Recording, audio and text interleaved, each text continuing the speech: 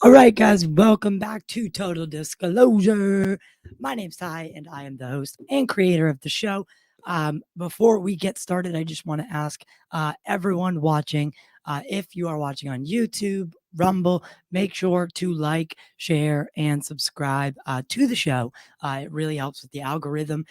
These shows don't do so well on that algorithm, as we know, especially shows like this that we're about to do. So tonight we'll be diving into a developing story, and I'll be presenting the positions of both the positives and the negatives of the new claims, or claims from a new individual that reveals some new information but confirm what the UFO community has already heard or been told to some degree down the line, down the path somewhere. I don't think any of the information was revolutionary, but to have it be able to be tied to a person, individual, other than some of the folks that we've known in the past, which we will talk about. Again, it is not my job to pick sides, but rather to present all the information possible and let you decide who is Jason Sands.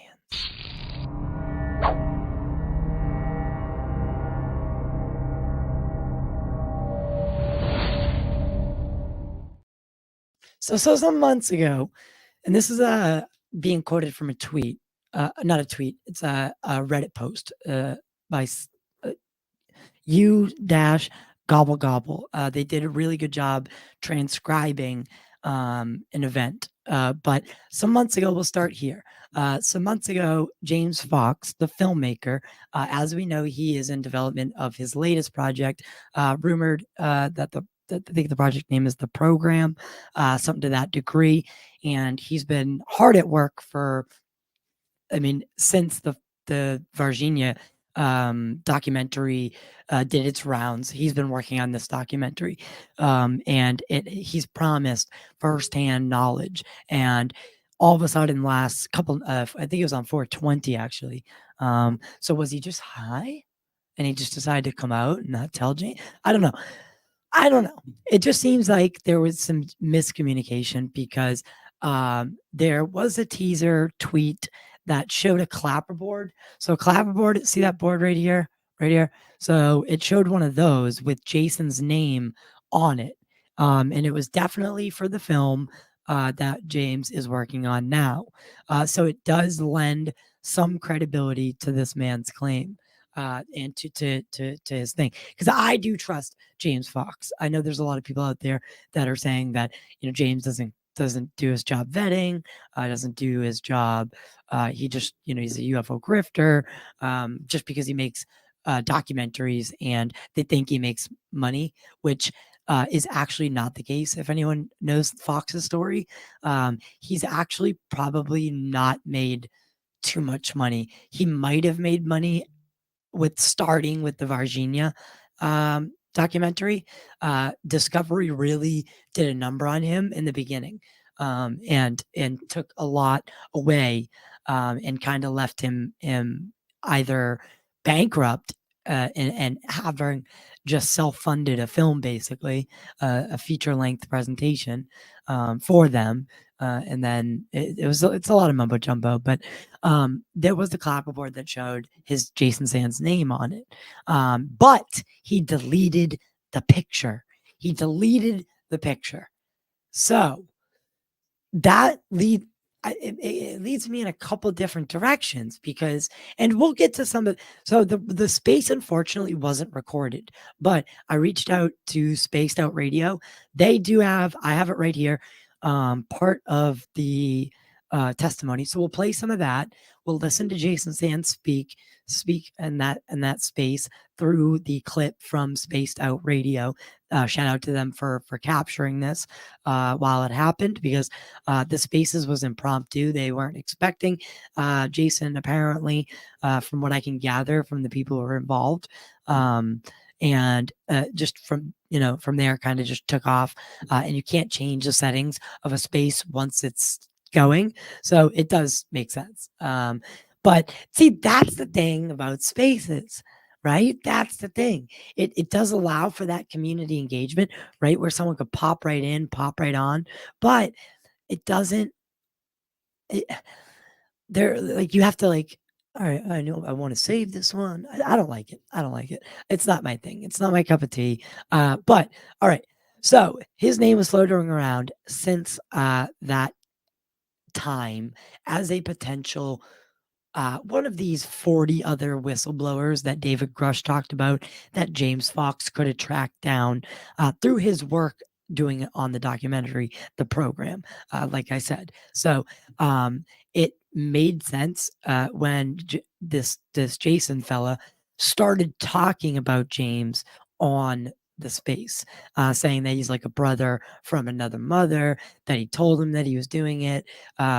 It didn't seem like James Fox was, from the tone at least, this is what I would gather. If I was a filmmaker and I had this testimony that was in my film, I would have at least asked him to stay quiet until the release, but maybe that was just something that they negotiated beforehand. So I don't think that that's, because I have a list of pros and cons that we'll go through, I think, for each of these things that he said. But I don't think that that's not necessarily positive or negative. I think that's just kind of the story, and that's fine, right? Like I said, unrecorded spaces, unprompted. Maybe who knows? It was 420. Maybe he was feeling a little. Maybe he did like eat a brownie or two and decide, hey, you know what? I'm gonna jump on this space, tell my story. I'm sick of. I just want to tell it now. I want it's bubbling over. The edibles are kicking in. The seltzer's kicking in. Whatever it may have been. Who knows? I don't know. But anyway, it happened, and it seems like so. And I will mention that he mentions keywords like 20 and back, which insinuate they bring us back to Corey Good, right? And claims of IP deposition that we're going to go into. So there are two sides to this whole story, right? Because there's the secret space program aspect that I want to dive into. And Teresa was supposed to be here. Her doctor's appointment went a little over. So I'm going to try to fill the time as possible, much as possible. But I do need some help from you, the audience. I know we got a couple people listening in. We're already over 100, but mostly probably on Twitter, and those chats don't come in for some reason. But let's get into. I want to pull up the clip from Spaced Out Radio, and I want to obviously let everyone listen to the testimony that was given. But I do have, like I said, a good. Pretty good.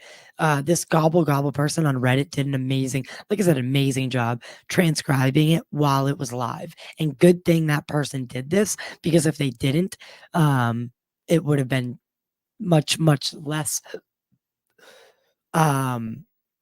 much less to tackle as a story after the fact. So maybe that could even be why Jason did it that way, is he didn't think anyone would be. But the UFO community is relentless, and I guess everybody should know that. They were going to pick up on this and especially with Astral and those guys, they are not shy. So I'm gonna, like I said, I'm gonna let you guys decide. But here is the clip from Spaced Out Radio.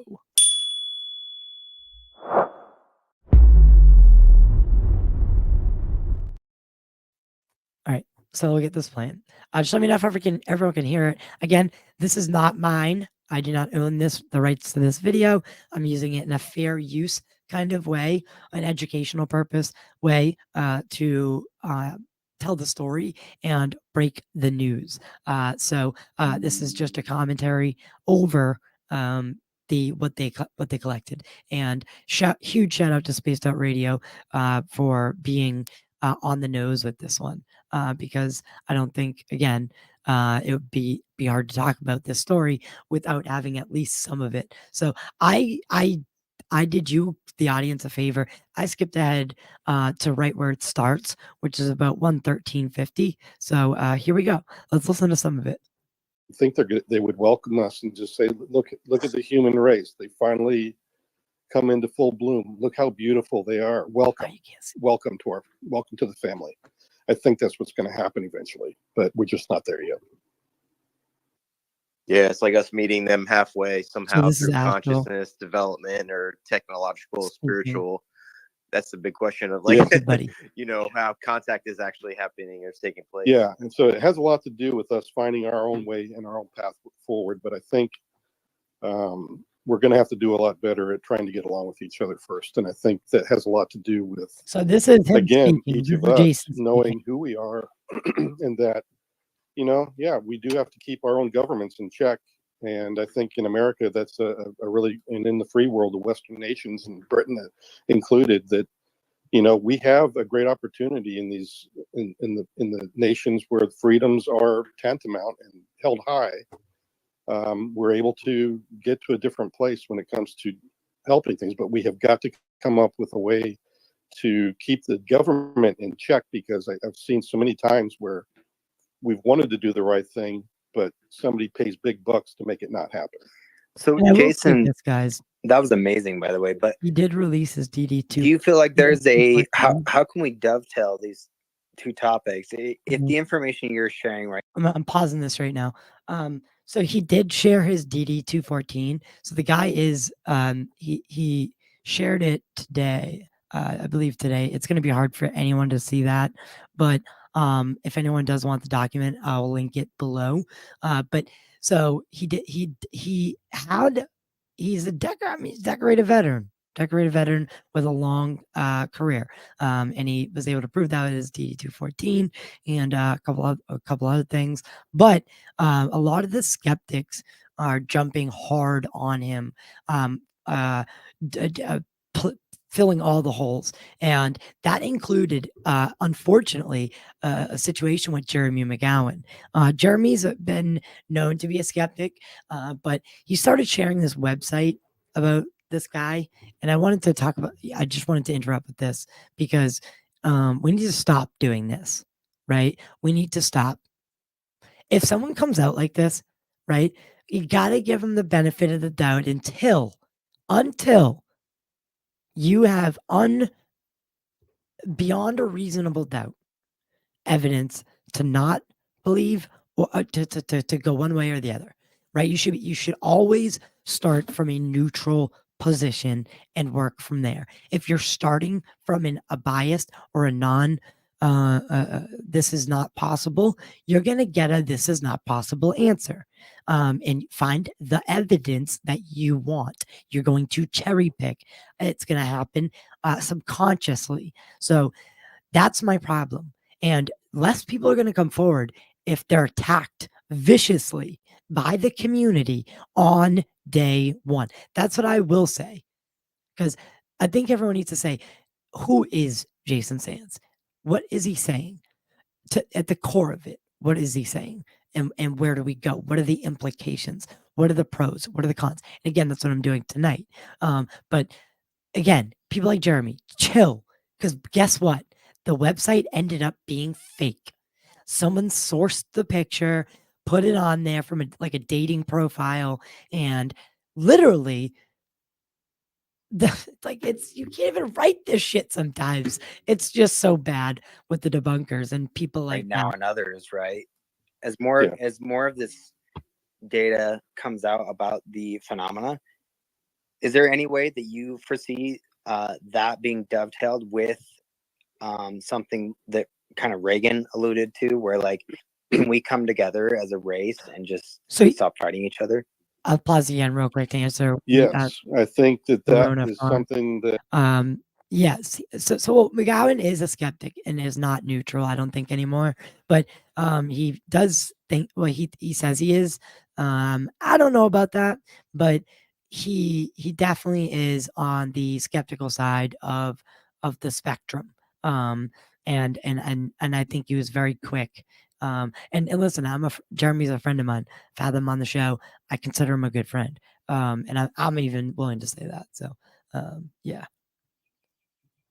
That in the Reagan era, I was really hopeful for, because that's what I wanted our world leaders to hear. And that was the first time I saw Russia and America finally seeing each other face to face. And we were ready to get to the right place, only to have it all demolished within a few quick elections. And then it all got ruined again, and all the way back to where it was before. And I just was so disheartened after that. So yeah, I would say. Oh, subscriber mode is on. Oh, why is it buffering? What the hell's going on here? You're right. It would have been nice to have seen that happen.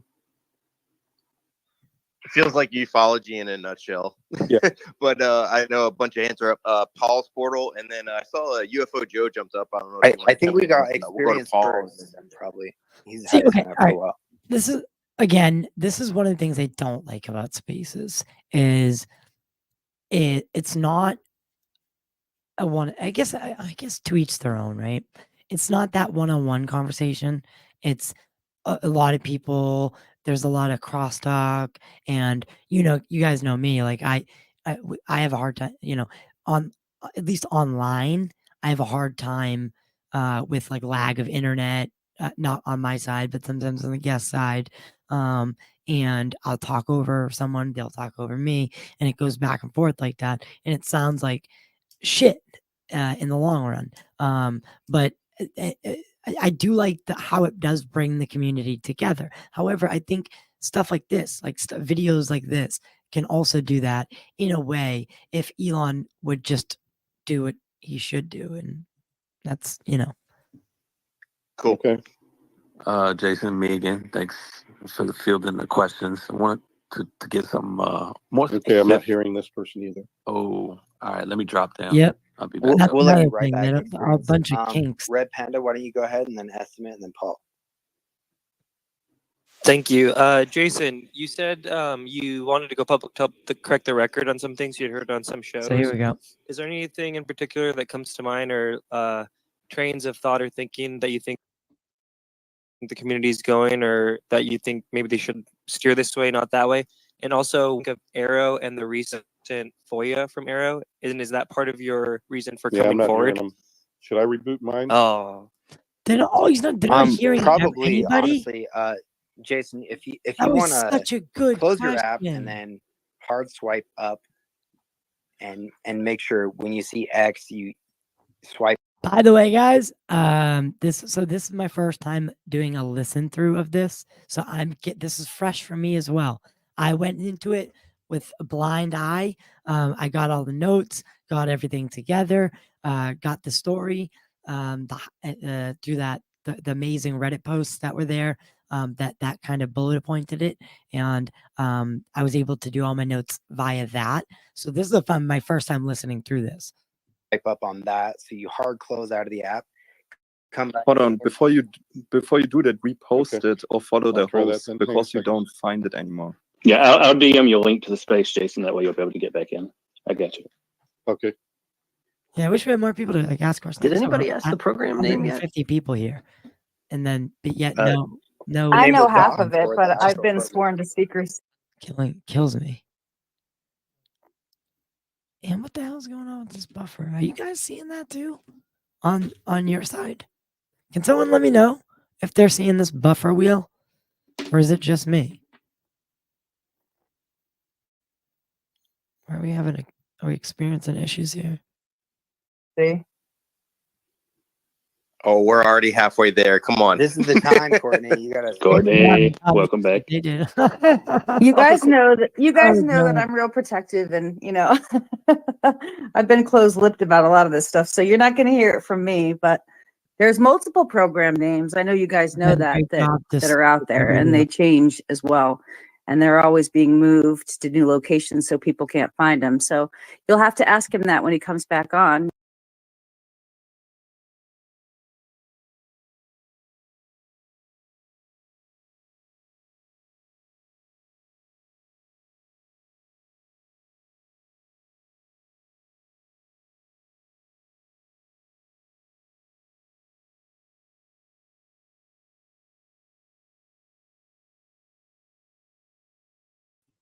All right. Yeah, so it does look like we're having some issues here.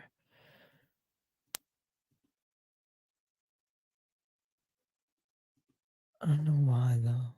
So I just went to like 144p because we don't really need it. His program name, where it is, and if he can still get it in a FOIA request. That would be a good question. Hey guys, I'm so sorry about the bottleneck. We got like 24 people waiting in the wings to come up. We'll try to get you in at some point. Courtney, honestly, spotlight on Courtney again, because the only reason this is happening, I think, is because Courtney. What were the steps you took? I know you're at Space Out Radio, but what were the steps you took to eventually lead to what's happening now? Well, it all started because of the names coming out on Twitter. And so I got the names, and then I started to talk with mutual connections, like, are these confirmed? Then I had a mutual friend that said, yes, I have one of the names. We discussed that. And then the information had come through that there was a story that came through on the task force forum.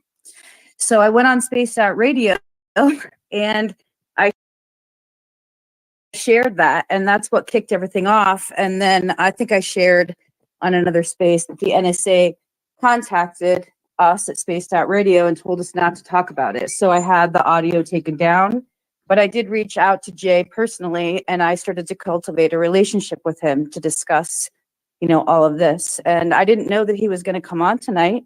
I'm as astonished as everybody. I did talk to him earlier today, and we had a heart-to-heart about what's going on in the field. And I think that inspired him to come on tonight. So, yeah, very surprising. But that's how it all flowed. It was, I'll just say that Courtney, you had your space a couple weeks ago, right? And you talked about this. And I will say, UAP Mike or UFO, give them a follow. Both of us were like, whoa, what's Courtney saying right now? And our ears perked up. But then you just kept going with it. I wish you would get back on in your space yesterday. I wish I knew the timestamps. Now we have Jason today. So seriously, this is bring that awesome sound down a little bit. Yeah, well, Steve was part of all of it. So he and I also. This is a gentleman who was walking in the desert. There definitely is a penchant for NHI and nuclear stuff. There apparently. I know that there's ways that even with. All right, let's go back a little bit. But I think since they're telepathic and they can shut us down. Because this is good stuff. Introduced himself to Ryan Wood, who is hosting a lot of credit, the majority of the credit back to that. I'm just going to try to get it to right where they start talking again. Sorry, guys. And this buffer wheel is killing me. What's going on?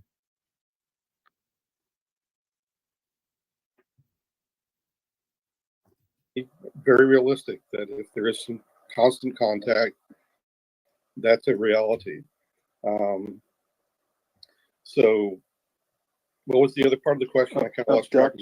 Abductions. And so that would be Decker. I think that would be very realistic that if there is some constant contact, that's a reality. So what was the other part of the question? I kind of lost track of it. Abductions and disinformation campaigns. Okay, well, disinformation campaigns, unfortunately, are a part of the business. The fact that abductions are going on, I think, is a bit of a, I don't know how to put it, a misunderstanding. If the NHIs are doing the abductions,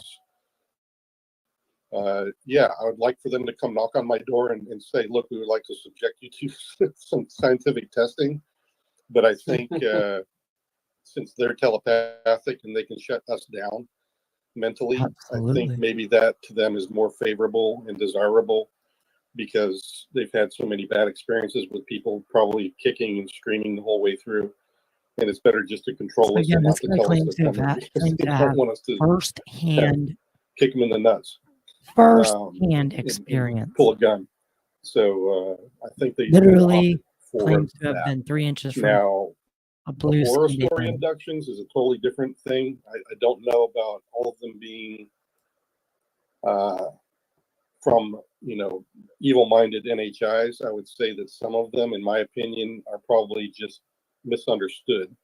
As I was saying, that, if you're a telepathic being and you've just abducted me and I'm as scared as heck about being in your craft and being confronted with you and your odd looks, being telepathically linked to me, you might start feeling fearful because you're feeling it from me, and then it just turns into a big snowball of fear. People here. So maybe some of the abductions go south because of that, but there might be a section of them that are quite horrific, and yes, they may have some ill intent in doing some of the things that they do, because some of them do seem like they're just flat out evil. Again, he's just talking about, but not all of them are. Hey, Jason, thank you. Jason, curious, are you aware if the government or this is something again that we've heard from other people? So again, not new information, but it's consistent, which is good. Or if NHI stipulated the government couldn't use nuclear weapons or something along those lines, maybe? Yeah, there definitely is for NHI and nuclear stuff. There apparently, I know that there's ways that even with just electromagnetics, that some of their systems can be interrupted or taken offline and things like this. I think that's how the Roswell crash was claimed to have happened as well. That it wasn't a directed energy weapon; it was more or less a radar that just happened to, interact with some of the systems on board the craft, and it fell from the sky. Totally unintentional. So there's that aspect of it. Wow, that's great. And I think that's as much as I could really venture a guess on. So you brought Roswell up. So unless you had something more specific that you wanted me to address. Thanks, Jason. Keith, did you have a follow-up before we go to the next? No, I want everybody else to ask their questions. Thank you so much, Jason. Thank you. Yeah, thanks, Keith. Thanks, Jason. So we're gonna go to Red and then Estimate and then Paul and then Estimate. His question Jay, was so good. King, and then Cat J. Hey, real quick, Keith, I'm going to cycle you down too. If you want to come back up in a little while, feel free to request to come back up as speaker. So. Go ahead, Rick. Okay, sweet. Thank you. Thank you, Jason. You had said that there were some things that were being spoken about in public and on shows and stuff that you really wanted to correct. That's part of why you came forward. Is there any that come to mind, like particular topics or themes? And then also, what's your thoughts on Arrow and the recent block FOIA that has to deal with Arrow of Kirkpatrick and Gresh's correspondence and setting up a meeting? Thank you.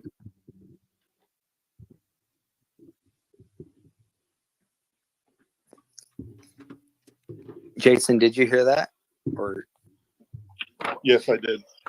Sorry, I muted my mic for a minute, and I forgot to turn it back on. Anyway, he unplugged. I find some of the stuff that floats around is mainly that's not good information in some of the podcasts and some of the YouTube videos and some of the shows.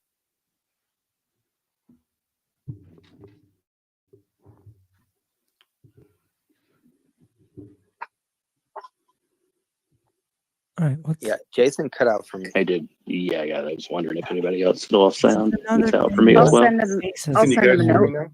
We Yep. hear you yeah, now, Jason. yeah, Go we- ahead. Yep, we can hear you. Anyway, the whole thing was where did I cut off? Anyway, I'll just start over again. So the inaccuracies are mainly to do with some of the information about. Lost you again. Yeah, the mute keeps going on by itself, but it's mainly just to do with some of the whistleblowers and the information that's being said about them, and even myself. I'd prefer that people, if you want to, I think,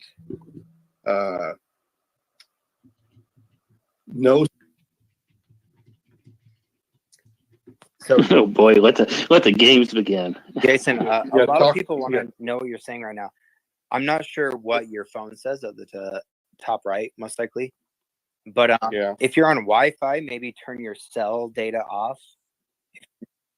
Well, just have them jump out and back in. I just want to go and go. Okay, hang on a second. The deep state of silence, Jason. Hey, I'm gonna dump my Wi-Fi as well. I'm in a shitty coverage spot, so let's see if that helps. Okay. Yeah, I'm only on Wi-Fi now, so yeah, this is another thing about these spaces. You're good. We can hear you, Jason. All right. Sorry about that, man. That's the first time I've seen my mic get turned on and off, unless it was NSA messing around. But no, I can't hear anyone. Maybe it'll come back. Yeah. But anyway, can you still hear me? We can. I think the host can't. So I'm not sure. Yeah, so it's mainly the inaccuracies about some of the whistleblowers and people that I know personally. I think they would prefer no problem, buddy. The questions be asked directly to them, but then again, it's on them if they want to provide some kind of a venue or spokesperson for people to ask them directly about stuff, about their background and why they said certain things.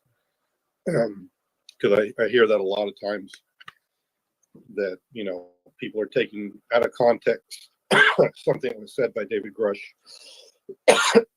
and I know that's not what he said. David Grush. And that's mainly one of the things. And then the other piece is that, I don't know. I guess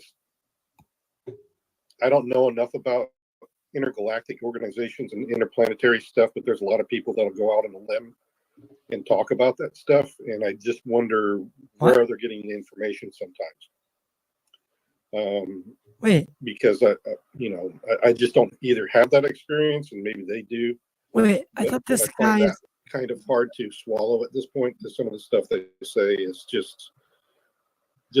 I thought this guy is claiming to be a part of this 20 and back program. So what does he mean he doesn't know about?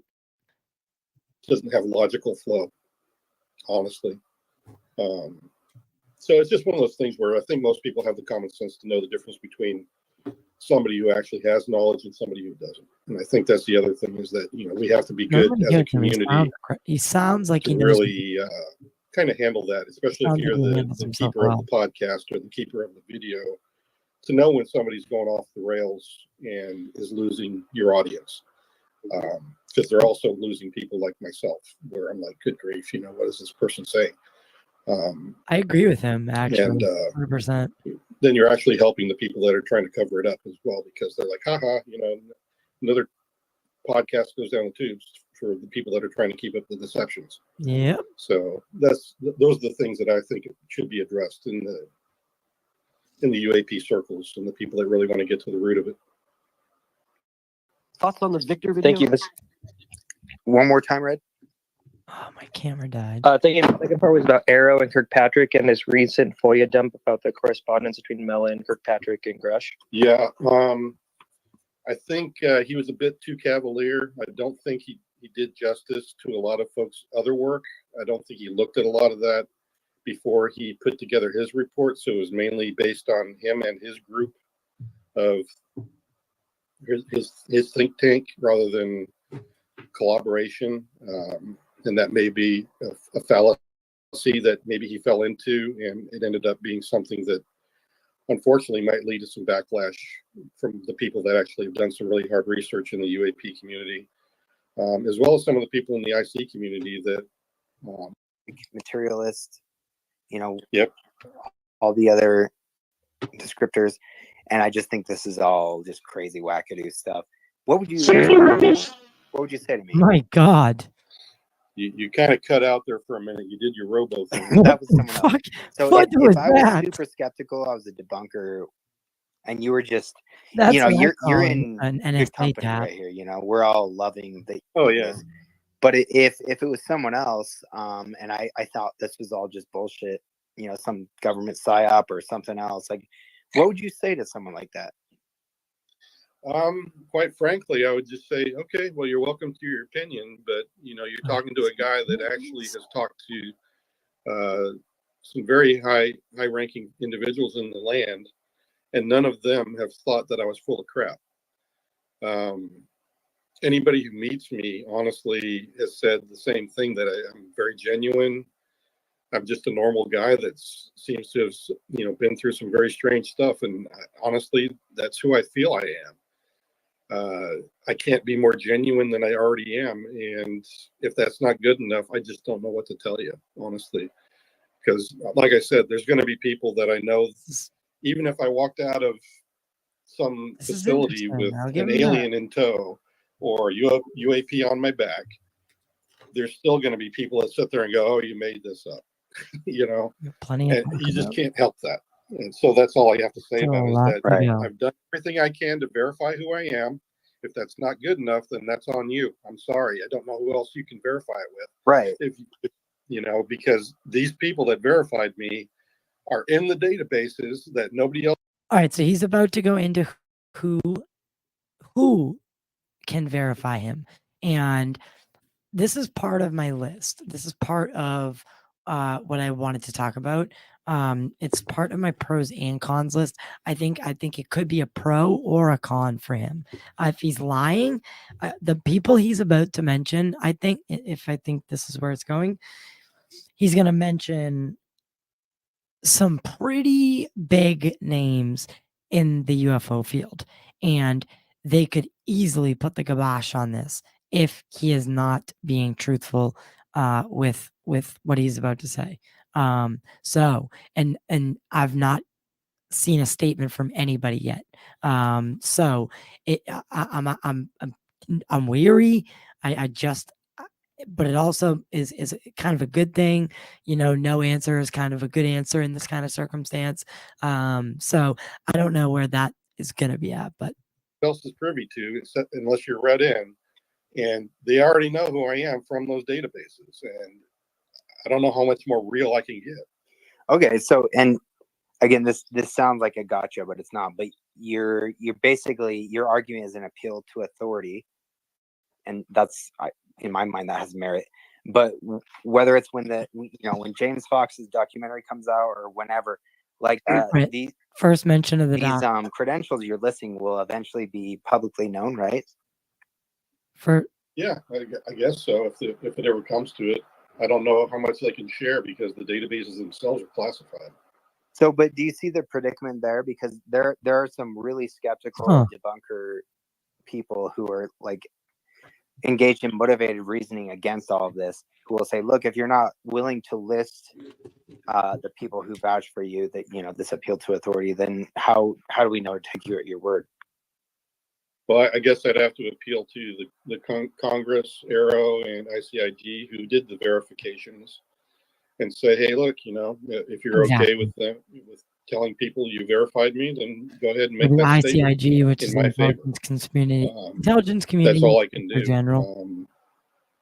The I'm police sure that you know, maybe at some point, like I've produced other proofs of my military service, and that I was indeed stationed at Nellis Air Force Base during those years that I've already mentioned here in this podcast.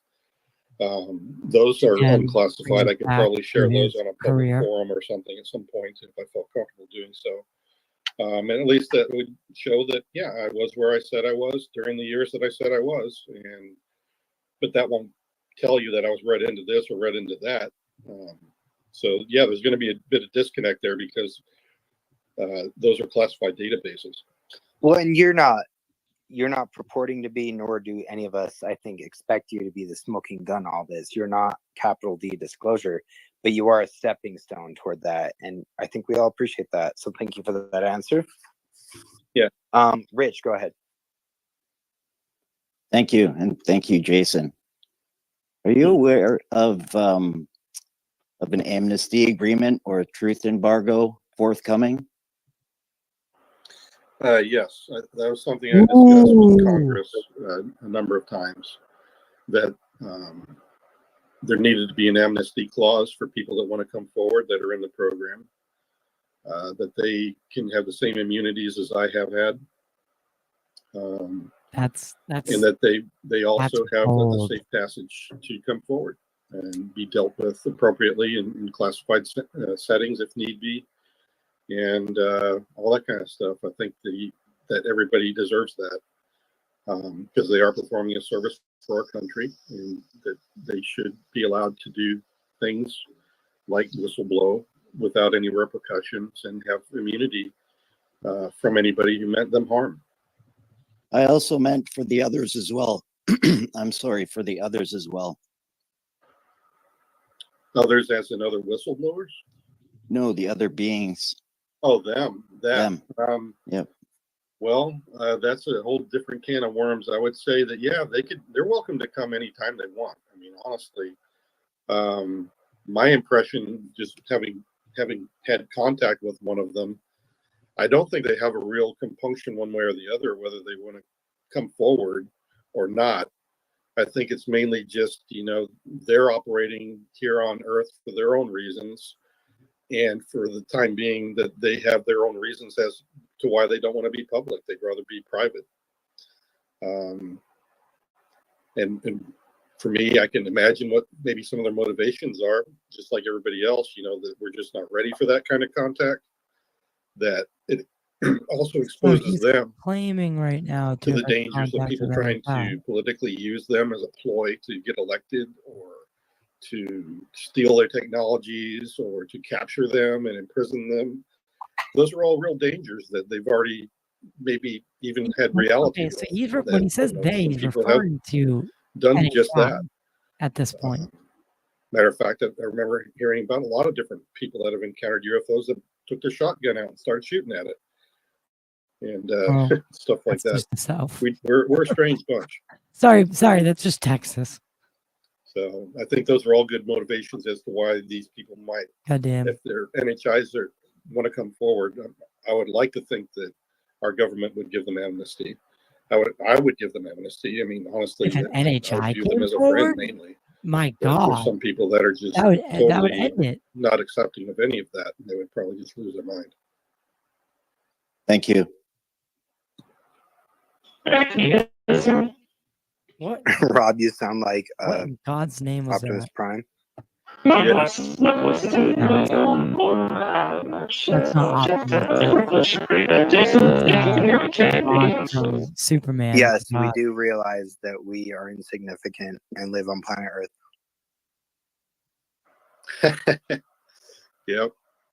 Well, I tend to think that sometimes my own self. I'm pretty insignificant when it comes down to it. I don't know what Rob just said. Rick Ford, go ahead.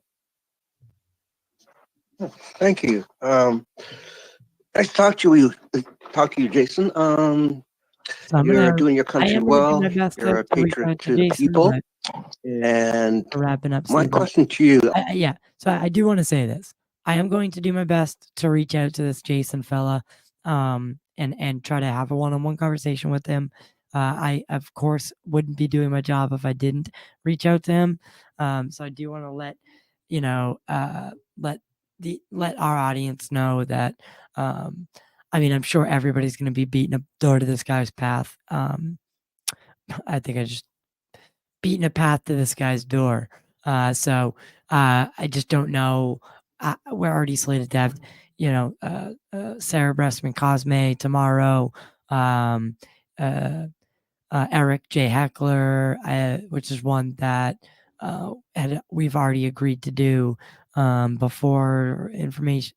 So that Danny Sheehan and Mark D'Antonio, as are really rounding out season 1. And I'm going to do my best. I will do my best how do you, how would you perceive about Russia and China about their crash sites? I'm sure you've heard of something like that. Yep. While I was in the program, I didn't hear of any interaction with either of those countries. So he keeps calling it the program. I believe they would be just as interested in it as we are. I think I've heard China was standing up their own UAP program, and probably Russia has had that at one point or another because of some of the documents that got leaked out of their country once the Berlin Wall came down, and somebody came back to the United States with some of their UAP records. So I know that they've had a program as well. How successful those are, I really don't know. I would like to think that America's better at it than anybody else at this point. And I think that kind of rings true also for the NHIs. That even better because I could just they look more for talk to societies too, like America that are not. I don't know how to put it. They're a little bit more free in being allowed to discuss these sorts of things and to get to a place where people are not going to be shot and locked up in jail just for doing the things that they naturally do. Because in China, you could easily get in jail just for speaking badly about their own government, or Russia for that matter. And I think that's something that they need to think about because, you know, it's okay to let people speak their minds. I mean, that's what we do. We communicate. And if you can't accept other people's ideas, that's kind of on you as to whether you're acceptable to be part of that conversation or you're accepting of it. Because, you know, who wants to be in a conversation with somebody who's refusing to hear anybody else's side of the story? So that's all I have to say about China and Russia. That they're probably going for season 2, guys. In their own societies that may be hampering any UAP work and contact with NHIs, and they might be actually hurting themselves by being a bit too tyrannical in certain ways. Well said. Rick, did you have a follow-up? And if not, Rob, you sound like a robot.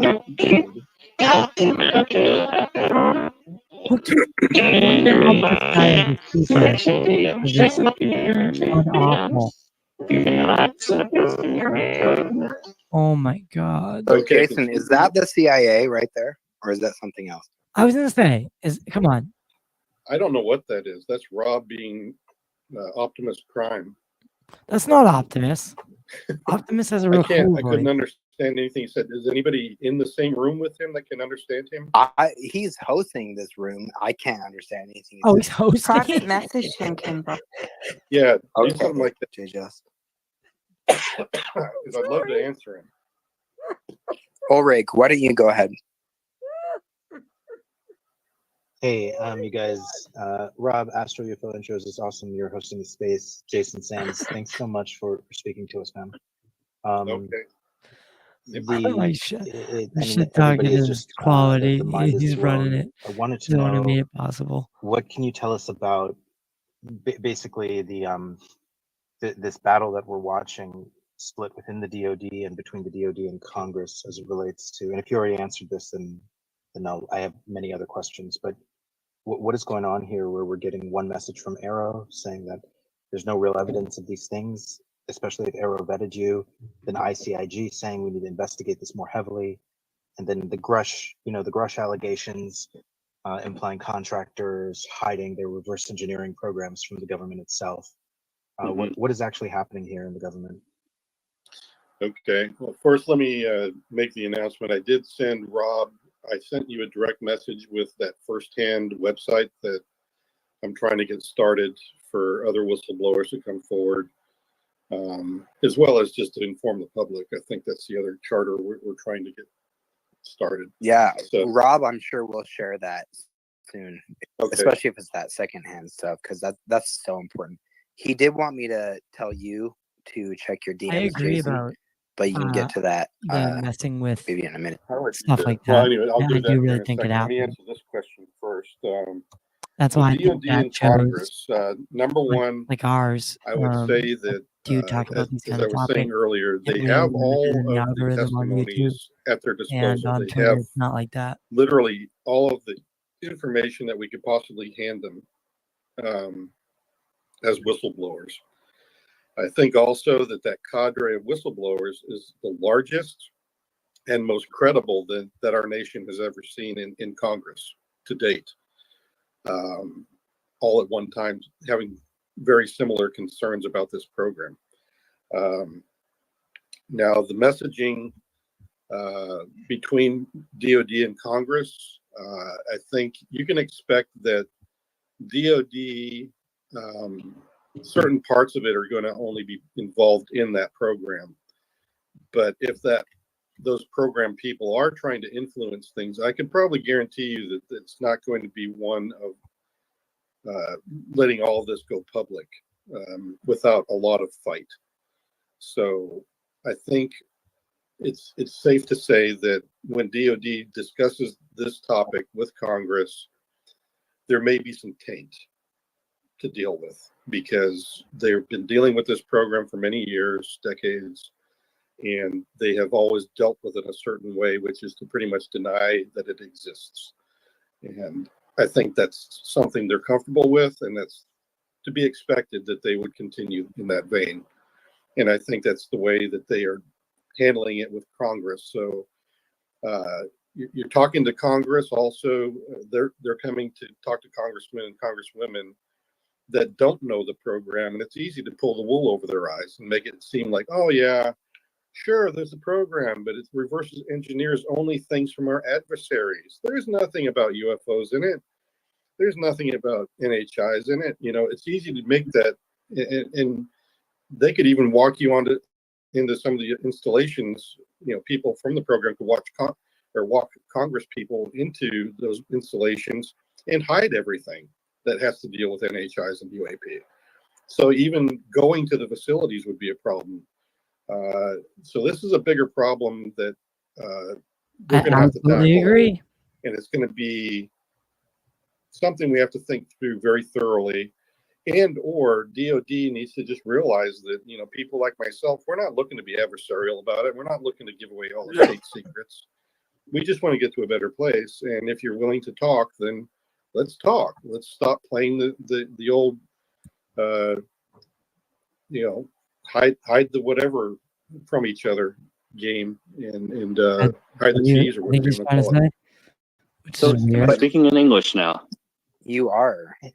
And Jason, you work for the program that Grush is speaking of, one that has contractor involvement. What, currently? No, I did. You did, yeah, you did. You did. And so Grush is alleging that there's embezzlement of funds involved in these programs. Oh, absolutely. Yeah, and that's part of my concern as well. I mean, honestly, if I was put on the stand right now in front of Congress, I'd be telling them, all right, guys, you know, you don't believe me. Well, where's all the freaking money? Did you answer that? Did Arrow answer that?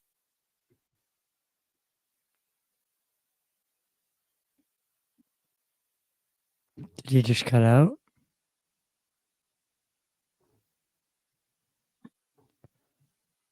It's still playing.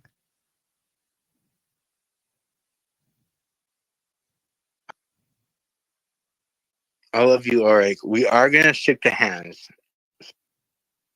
So, what? Go ahead, Rick Ford. What just happened? Yes, just recently, I was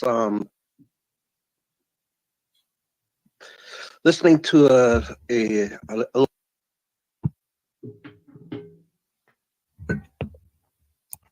What is going on?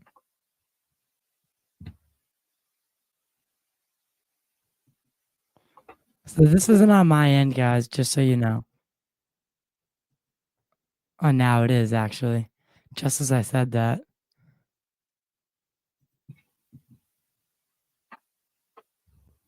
But it's not. Yeah, Robbie, they're trying to speak right now, but there seems to be having trouble with the feed from what I'm seeing. Okay. I mean, it's hard to believe sure there's, me. you know, 324 people watching. our feed right now, Rob. And overall, with the U.S., there's another crashes. Yeah, we're at over anywhere, 150 right now. whether they be from an adversarial nation or otherwise. Space that's been going on for a while. Our allies are much stronger in that regard by working together. So yeah, I'd be willing to talk to anybody in Europe that has a government that's willing to tackle this. I'd be willing to talk to the UK, Australia, whoever, just to get them on board and see what we can do together. So I'd say that, yeah, maybe they've got some stuff, and whether or not they've shared it with us, I don't know. We just haven't developed the program that far, or maybe we have and I'm not aware of it, because maybe that was something that came about after the 1990s when I was in the program. Maybe they've, developed some really good friendships in that regard. Yes, indeed. So that would be my response. So yeah, let's work with our allies, man. That's a good thing. Thank you, Jason. Thank you, Rick. Let's go to Lou Reviews. Oh, here we go. Thanks. I'll be 100% honest with you, Jason. All right, guys, I paused it. I am just about to warn you. Lou Reviews is one of these very, very hard skeptics. One of these very, very starts from a negative perspective, goes in. So this will probably be interesting. I, like a lot of people in this conversation, I'm very skeptical of the things you're saying. Right off the bat, I have so many questions for you that wouldn't be appropriate in a space like this, because I know a lot of people are waiting in line. I would love to speak with you on my show if you'd ever consider doing something like that. Oh my God! Wow. If the things that you're saying are true, then there should be no fear of answering any questions. Way to plug. I will say, you keep referring to the ICIG and to the Aero office and to lawmakers as they have verified who you are. And I believe you are telling the truth when you say that. But my issue is that they have not verified the claims that you are making. Nobody has verified the claims that you're making from an official standpoint. And they can verify those things without revealing classified information or sources and methods. Not one lawmaker, not one person from Aero, and not one congressional person at all have come forward and said, yes, we have a whistleblower that has given us information that we believe to be credible, and his name and his identity will be coming out soon. And this idea that we're whistleblowing and the way we're doing it is through a James Fox movie. Like, to me, that's not the way. Oh no. Oh, good news. It's on my side. Yay. This time it's me with the failure. Way to get this truth out there. If it was genuine, hard data backed truth. Come on, dude. What is going on tonight?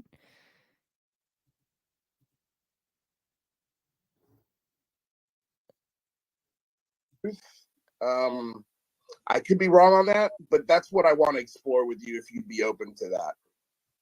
Well, I'll consider it. And like I said before, everything I've told them in the classified environment is the stuff that honestly to try to get I feel they did a disservice with, because if they had gone to the places and even taken me with them, they would. If I had the opportunity, I just paused it. If I had the opportunity as a skeptic to ask a question right there on the spot, I wouldn't waste that question trying to get him on my show to answer more questions, because at that point you just seem like you're the grifter at that point, right? because you want everyone watching your show to come get the real answers, right? So you're just doing what everyone else is doing backwards. So this guy Lou Reviews, what he does is he plays above it, right? He thinks he's above it, he plays above it, but he just does it backwards. He just does it the other way. And he knows it. He knows it. He's playing the YouTube game just like the rest of us, playing the algorithm. He's playing the same game. He's just doing it from the opposite end of the basketball court. So I don't want to hear that bullshit. Instead of plugging yourself, why don't you ask a question that actually has some meaning behind it? Because that was your opportunity to show that you're willing and able to tamper yourself and to bring yourself to a point where you can intelligently ask something without it just mainly being about yourself and your show. So I actually thought that something good was going to come out of that, but bona fidely know everything that I have been telling you is the truth. Well, then, in that case, if that's the case, Jason, I just don't understand why you don't tell everyone right now where those places are. If you're not getting because you'd be breaking the law. Help you think you deserve, and that's been mandated by Congress, and that was written by Christopher Mellon and the people that you trust, I don't understand. Like, a James Fox movie is not going to help bring that truth forward. I see. No, it's not, and I agree. There's another part to this that's very legal, and it has to be done through the proper channels. Exactly. And right now, those locations and those people's names are classified. It's just as bad as like giving up a CIA agent's names. Yeah. Dude, well, you're able to talk about NHI, right? And so was that approved by Dopser? Because that should be classified, right? All right. So here's the you are confirming the existence of NHI. I knew it was coming. Yeah, honestly, that's a God-given gift for every man, woman, and child on the face of the earth. Okay, so was that something that was approved by Dopser, or are you going around the classification protocol to share that with us tonight? No, I did the Dopser on all of that. Okay, so the Dopser lets you talk about the existence of non-human intelligence, and that is a fact according to you, but you can't tell us the program that it was involved with? The program name is classified, and the program itself is classified. But not the NHI? Yeah, not the NHI. How does that make sense? I addressed that earlier. If you were in earlier, you would have heard me say, because the NHI are not part of our... So I'm pausing the show. I'm pausing it again to bring this up. Again, all Lou Reviews is doing right now is yelling and screaming about tell us the program and where it is and break the law. Like this is how legal channels do work. It's the same thing with David Grush. David Grush was through the Dopser process. Is in fact allowed to talk about the existence of non-human intelligence because the fact of therefore remains unclassified. That it's unclassified in nature, right?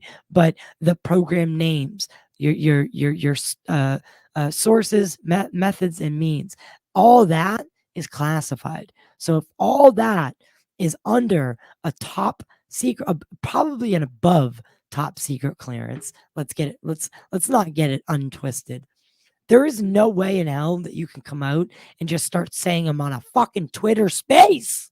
My God. Whew. Lou, come on, man. You know you're smarter than that. Act your age, not your shoe size. Government. They don't care what our classification is. They don't care what our government says. They don't care what you say about it. They don't play by our rules. They're NHI. All right, Lou tripped over his shoelaces. What's going on, Matt? And then we'll get to Rob and then JJ. Thank God. Move the question on. Jason, thanks a million times over again. If you're tired of hearing it yet, sorry. And it's just a shot of adrenaline for everybody here. It's just real encouraging. And Yeah, dadgummit, Sarah earlier kind of preempted where my question was going but not quite. So I was going to ask not so much about the culture and maybe, as she put it, the social context of the Fight Club, let's say, to use your metaphor from earlier, when I first broached the topic with you of the insiders and where is everybody, is I think the way I framed it earlier in the space. But I want to know more about the psychology of them so that we can better understand what is it going to take to get them where you are, because that's, for me, that's one of my favorite parts of the space so far. Just like, it's like representative of our collective potential to choose and forge our own path forward, as you've kind of alluded to throughout this, and that is that your kind of evolution and waking up, perhaps spearheaded by your contact event on the range, and then it's like, that kind of woke you up and you percolated and processed it for a while, and then the way you talked about yourself, that's just so, and the way it changed you, that was powerful. And that just powerful. Again, for me, and I think other people, if they don't know it, that compounds your credibility, infinitely, because that's where we all need to go collectively. So I want to know, what does it take to get those other Fight Club members? What do they need to experience? So that's first part of my question. If you could say anything more about perhaps not just the culture, perhaps their psychology. Like, why are so many of them stuck where you were? Is it because they didn't have that experience like you did, or similar experience? And then perhaps just along those same vein, like, this stuff gets weird, and I think as the space has gone on, I've gathered that particularly in the last couple of years, maybe you've made some more contacts and had some real insights from people more in the know and on different levels. And it's like, I'm wondering, this stuff gets weird, and I'll give you one little tidbit that I think, for me, is a compelling part of puzzle piece that I think is part of the story. I'm just curious if you could reflect on it. That kind of plays into maybe not the ancillary people, maybe for some of the true secret keepers, maybe what motivates them in the ways they are to keep quiet over the decades. And I'll give you one little tidbit. Melinda Leslie, I don't know if you're familiar with her. She's, I think we could all say collectively, most people would establish that she's a legitimate, trustworthy researcher, MyLab's focused, MyLab's experiencer. And I'll say it because she said it, unrecorded space here in our community with some experiences, some abductee spaces. She says, way back when, she's heard it from other researchers as well, and she says this, I believe her, that's my assessment of her. Take it for what you will, that people, true insiders who have some sort of gatekeeping or authority, gatekeeping capacity or authority to really, have some, this is the way she characterized it, they have been threatened with their afterlife. That's one of the enforcement mechanisms, whether it's true or not, whether or not anyone actually has that power over them. But that's one of the enforcement mechanisms. And this stuff can go in a million directions, a lot of it doom and scary and dark. But I think that's part of it, or at least part of what we need to contend with. And part of the story, again, part of the puzzle pieces. So I just wondered if that also plays into why this secrecy has been so ironclad from the people who have not found the way, whether low level or high level, deep layers of the onion, anywhere in between. Why they have not had this transformation that you have had that's led them to say, you know what, my conscience compels me. I'm going to find a way to bring this stuff out. Again, back to what I said at the beginning of the space, like, where is everybody? I just wonder if you could maybe elaborate a little bit more on that, because I think it'll help me and us go forward with, how do we entice these people? How do we navigate them through? Like with your website you're putting together that. I just love to hear more insight in that. If not to be the dead, if you have anything else to offer, I guess that's where my heart and mind is. I want these people to be where you are, and I just want to know more about how we can make that happen collectively. Thank you. That was amazing, Matthew. Go ahead. I was going to say that it hinges a lot on, if you've had your own experience or you have not. I've found that the people that have had experience, and there are that haven't had experience but are able to believe other people that have had experience. And then there's the other bunch where they're either on the fence or they continue to just doubt it, and they just can't help themselves from just doubting it, no matter what they're presented with. So I'd say that that's one of the things that's missing, is that maybe experience wise, it's just that the psychology of it all has to do with that level of belief. And then the gatekeepers, yes, there is a very realistic threat to their careers, if not their family, maybe even bodily harm. I doubt bodily harm, but bodily harm is the thing back in just not being sure what they will do to you if you're still in the program and you're doing something that you think is risky. And as I've said, I'm out of the program, been out of it for many years. I'm wondering. So it's one of those things where you have got. I'm wondering if we missed the part where I was unable. The space was not recorded. It was impromptu. Didn't know that this was going to happen. I'm wondering if we missed the part where because I have here in my notes that he brought up various things that I mean there's still a lot of time left on this, but it not on the space aspect. We only have about 30 more minutes of the space, so he could say it all in that time, but he's talking about, I haven't heard him say the 20 and back program, or talking about standing 3 inches from a blue-skinned humanoid. I haven't heard him say any of that. Hasn't mentioned Grush, aside from into context of whistleblowing, nothing about backing him up.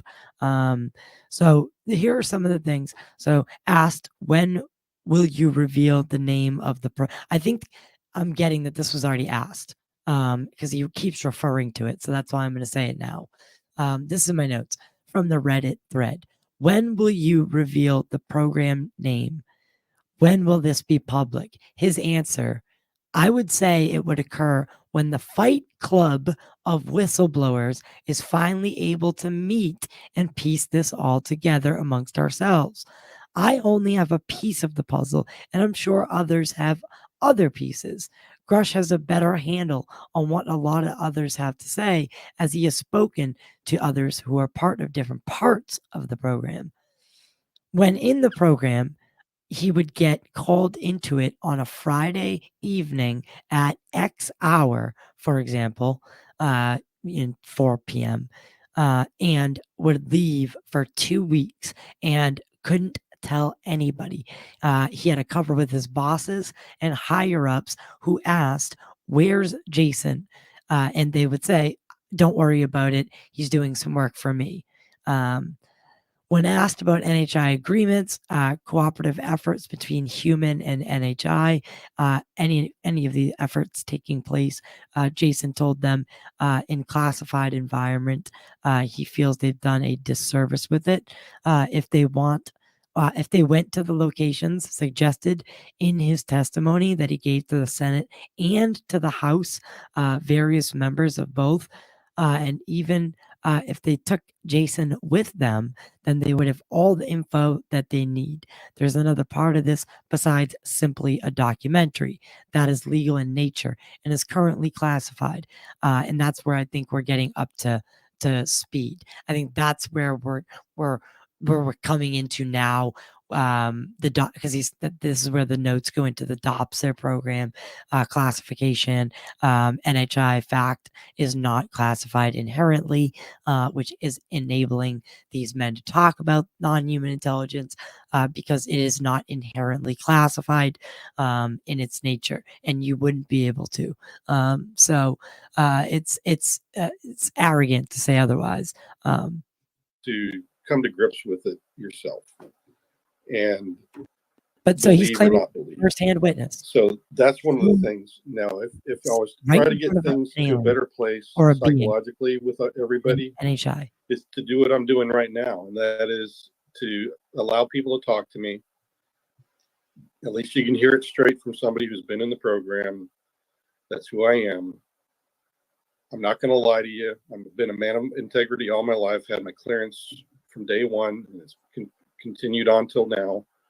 And That's So something that I just can't do. I don't like to be, unforthcoming. I don't like to hide things that don't need to be hidden. I don't like untruths when they're spoken.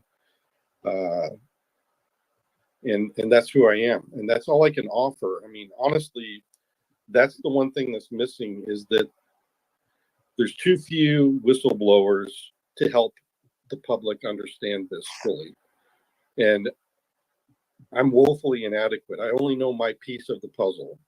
I don't know everything. I have opinions on parts of it and things that I've figured out, but I can be wrong on some of my points as well, and I'll readily admit that. But at least I'll give you my best shake. And that's all I can offer Congress. That's all I can offer you guys. That's all I can offer anybody. I'm a fan, Jason. To talk to me, and at least I'll give you a point of view that's from somebody who's actually been there and seen some stuff. To this guy. And I don't know how much more real it can get other than I wouldn't plug you actually getting to experience it yourself. Because I think if everybody was exposed to it, then yeah, there'd be no problem. But even then, like I said, there'd still be a cadre of people that just would think it was a hallucination. So, it's not really something you can like translate to someone, honestly. Yeah. I don't think the government can even disclose the full Monty. It's not possible through language. Just my opinion.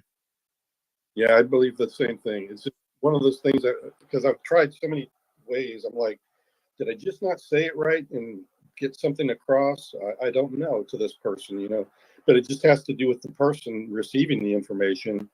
I can believe you're lying, or I can believe you're telling the truth, and it's really up to each individual to go with one way or the other. Well said. Well said. Jason, you're burning the midnight oil right now, and I'm getting tired. I mean, just yeah, I want to yeah, same. Much longer Rob's than a champ hosting this space, but then we have a few more hands up. How much more time do you have, Jason? Yeah, let's take a few more questions, and then I got to get some rest, man. Okay, so we're gonna preference the people who have not spoken yet. That's good, though, because I do want to play the Rob other the Great. We'll go with you, and then Zim. I want to play the deposition from Corey Good. Hey, Jason, I just had a quick question. What are your thoughts about the Nazca mummies and I guess the Peru attacks that happened last year? Thanks.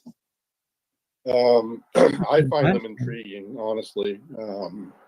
Some of the head structures I find interesting, but again, I'm not a biologist by any means, so I can't make those assessments.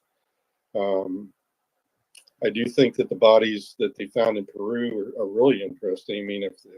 I mean, they claim that they've had, no kidding, biologists and scientists looking at them, and they're verifying that they are biological, that they're not glued together or whatever. And I find that even more interesting. So, being an analyst, though, I'm still waiting for bona fide. Master says they are glued together. Let's have an exhibit with them in there, and really have more people studying these bodies and mummies and stuff like that. Because I think at some point our science will get sophisticated enough to where we can make more assumptions about, the DNA is actually, human or not. I got you. And those seem to be some of the sticking points right now, is that people are still saying, oh, no, it still just be a malformed human being and stuff like this. And it's the same thing like with the MH360 theorems and things like this. There's so many mutilation arguments and counter arguments right now. It's hard for me to make a true statement, but I find it intriguing, and I'd like to think that maybe there's some evidence I hate now to that we actually explain a joke. I hate to explain a joke, but did anyone ever see Annie Jacobson on Joe Rogan when she just, every time he asks a question, she says, well, in my book, read it in my book.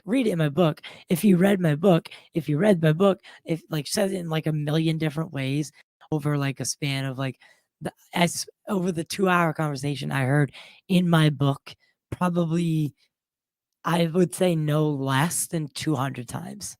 I'm not kidding. I started counting. Like I went back from the beginning and we started a little ticker clock to see how many times she had said it. It was unreal.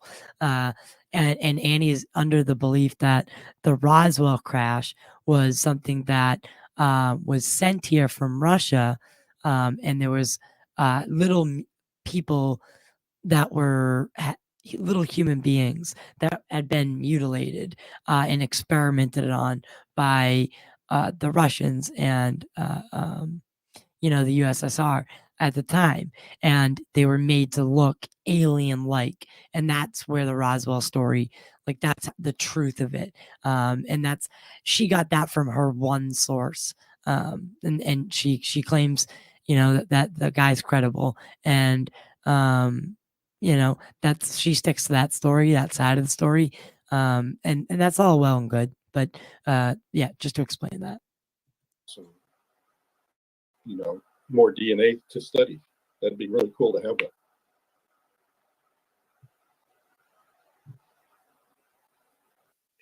Thanks for that. Mm-hmm. Zim, you're up. Hey, Jason, I missed some of the first hours of this, but much respect thank you for coming forward. And this space, though. Question: I've had an experience that seems so real, and it was I appreciate that. where people would describe the sleep paralysis thing, but instead of just taking the time for there's a yourself, lot more tied to it. you allow and everybody to get considering your experience with the telepathy, is anything with the program tied to the sleep paralysis experiences, and is that considered something more of a reality than just a psychological phenomenon?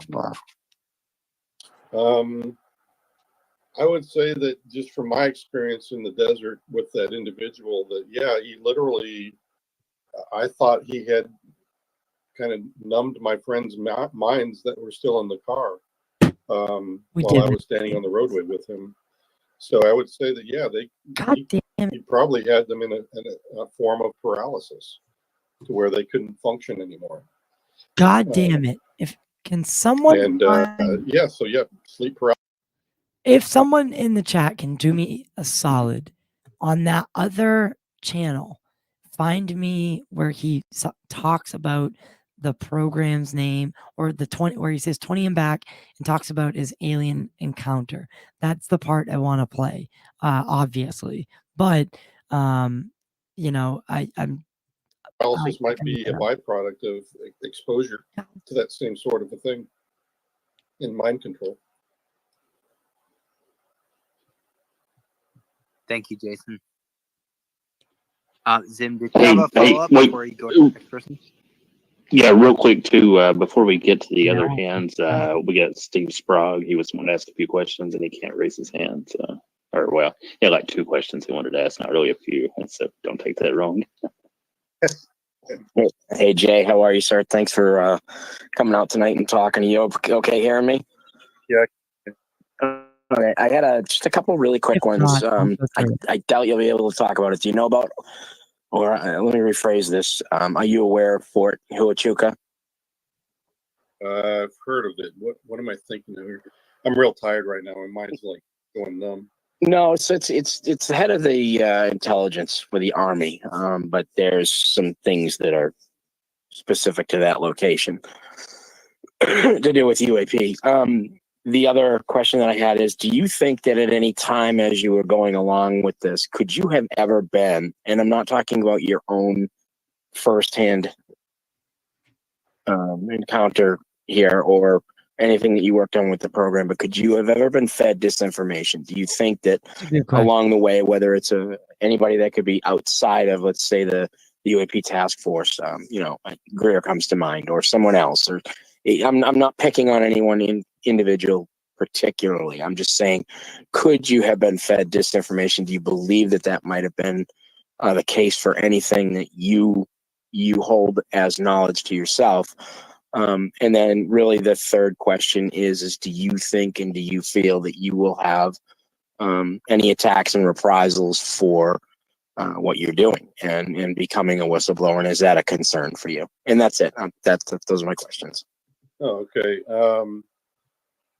As for folks influencing me, like I've said before, I don't really read much on UAP unless one of my friends throws me a link and says, "Hey, look at this" or "Look at that."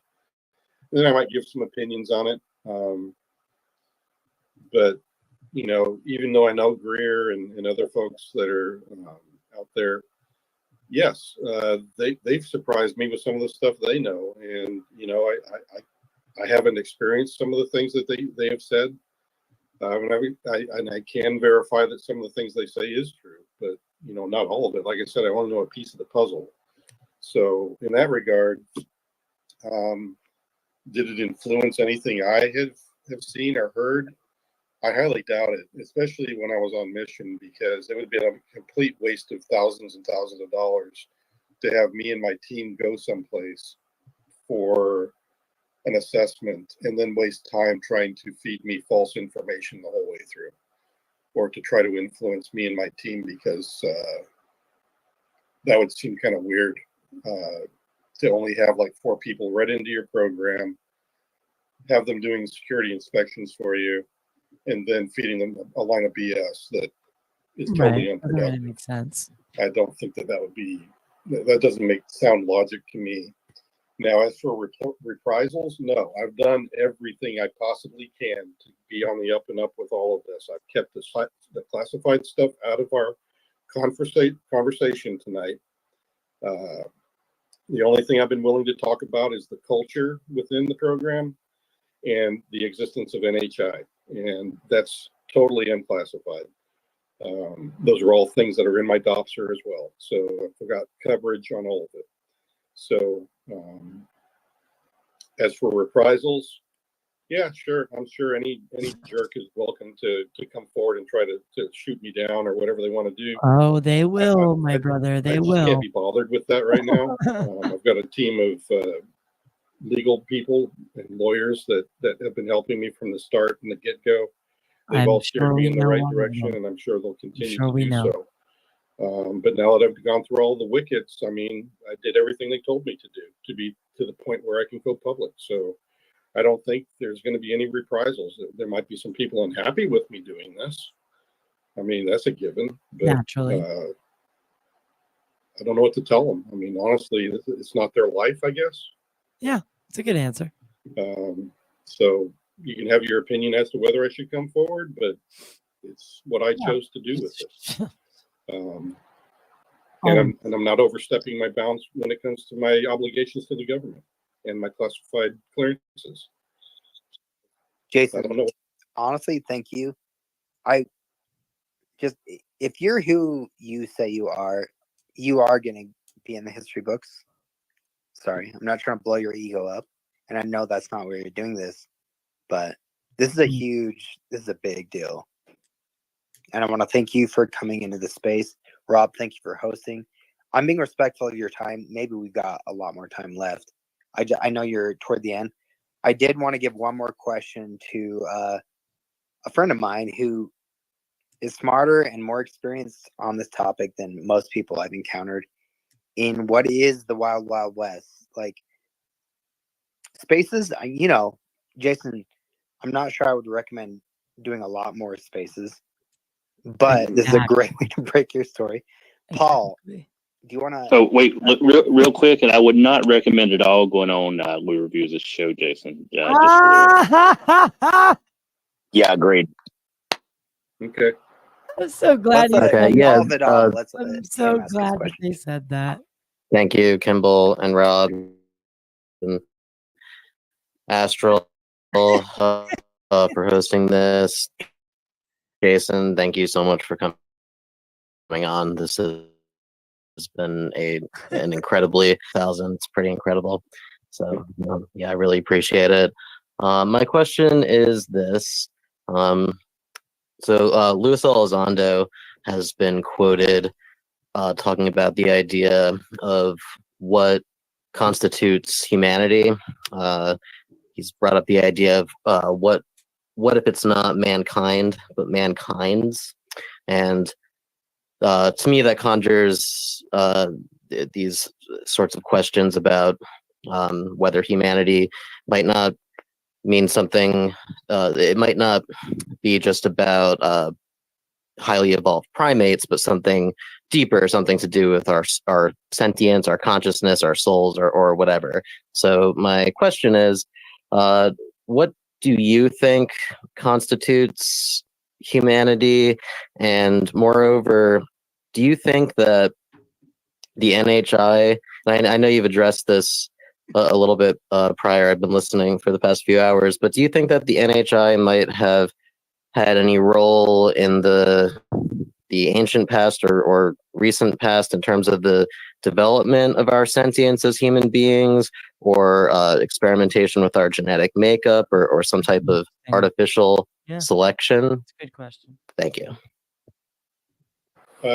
Yeah, it has nothing to do with my exposure in the program, but in my opinion, after being exposed to all this stuff and strangeness, I did go read up on some things, just light reading kind of stuff about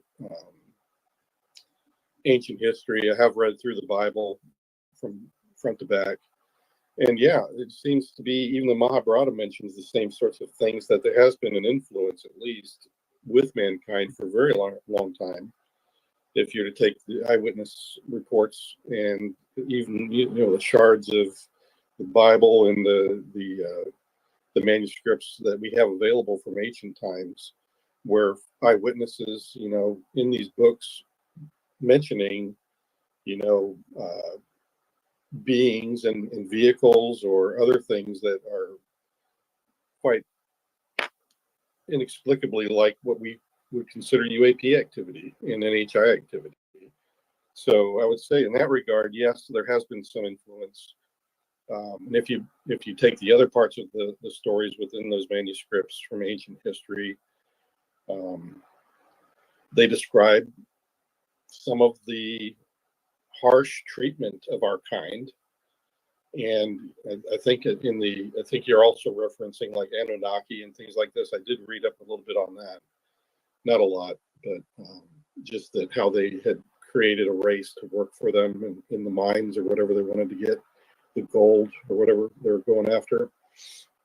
So if those are true, then yeah, we've been manipulated even in DNA. The Bible also describes how the giants came about was because the fallen angels or the watchers had been taking wives of mankind, and the offspring became giants. So you have all these really strange things that are hard to wrap your head around. I don't know how much of it to believe myself. All I can say is that when you ask about our soul and who are we supposed to be, I think that is the one thing that is unique to us, honestly. I think each one of us would agree that we feel like we're individuals, that we're each unique, that we each have a different skill set. There's literally no identical twin.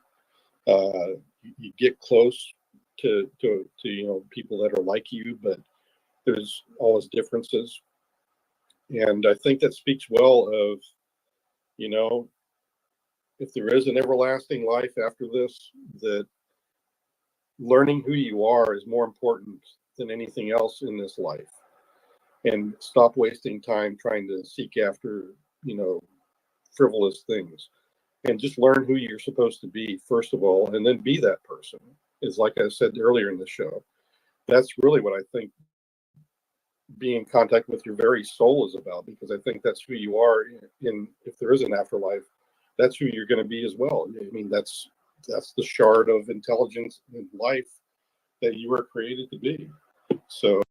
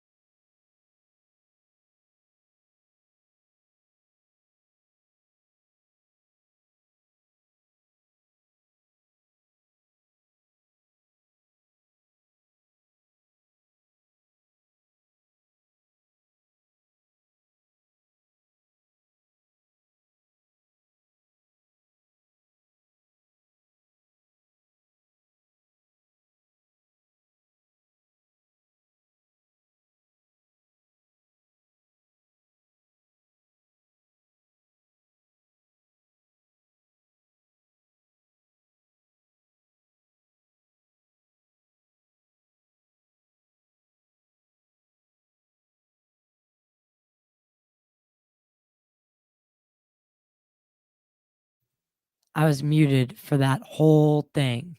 Oh my God. It literally just looked to the top of the screen and was like, I'm muted. All right, so I basically took this down. I took the video down. It's easy. I'll just go right back through it. I took the video down. God, it's so. I hate the mute feature because I have two different ways of doing it. So I do it one way, and then I accidentally hit a key on the keyboard, and it mutes the StreamYard. So if I hit M on the keyboard, it mutes StreamYard, and it's caused me a ton of problems. And I don't know if there's a way to fix it. So it seems like we missed some of the stuff that was in the beginning of the space, and I want to go through some of what that is. So number one, James Fox texted him during the space, so he knew that Jason was coming forward that night. I'm gonna say that there was a little probably miscommunication there, and that it happened spontaneously, and he told James in hindsight, and James couldn't do anything about it. That's my guess as to what would happen. Says he's a first-hand whistleblower and is whistleblowing his first-hand knowledge of the phenomenon. Any connection to classified programs needs to be discussed in a skiff. So he's pulling the Grush. He's sticking to that. Classified stuff needs to be in a skiff, but he is willing to publicly testify under oath in hearings and has made this known to Congress as he has given testimony to representatives in the Senate and the House. Each time that he's spoken to them, there has been at least 7 individuals present. From here is where we go to the woods. The woo. Not the woods. What the hell? I got the movie on my mind. Here's where we get into the woo. He stood 3 inches from a blue-skinned humanoid being that was not like us. It was not us. We heard him in the testimony that we did hear reference an experience where some being did something to his team member. I can only assume, as of right now, that is what they were talking about, that encounter with this blue humanoid. He also says that crash retrieval programs are legit, and there are multiple craft and multiple non-human intelligence flying around and in our oceans, and they are tangible and physical, and they can be if they want to. Some of them don't have to be if they don't want to, but can if they want to. Rumor is that the reptilians are the malevolent of the beings. Now here, like I said, we're in the woo now, and some NHI don't like us but aren't malicious. Some NHI help us, but only up to a point because we can't handle the power of the technology. He doesn't know much about the biologics, which we did hear him talk about. He personally wants people to know that we aren't alone, but there is caution in letting people know that they are actively engaging humanity and opening ongoing contact because they don't know the full extent of it. Asked again, when will you reveal the program? He said, when the levee breaks.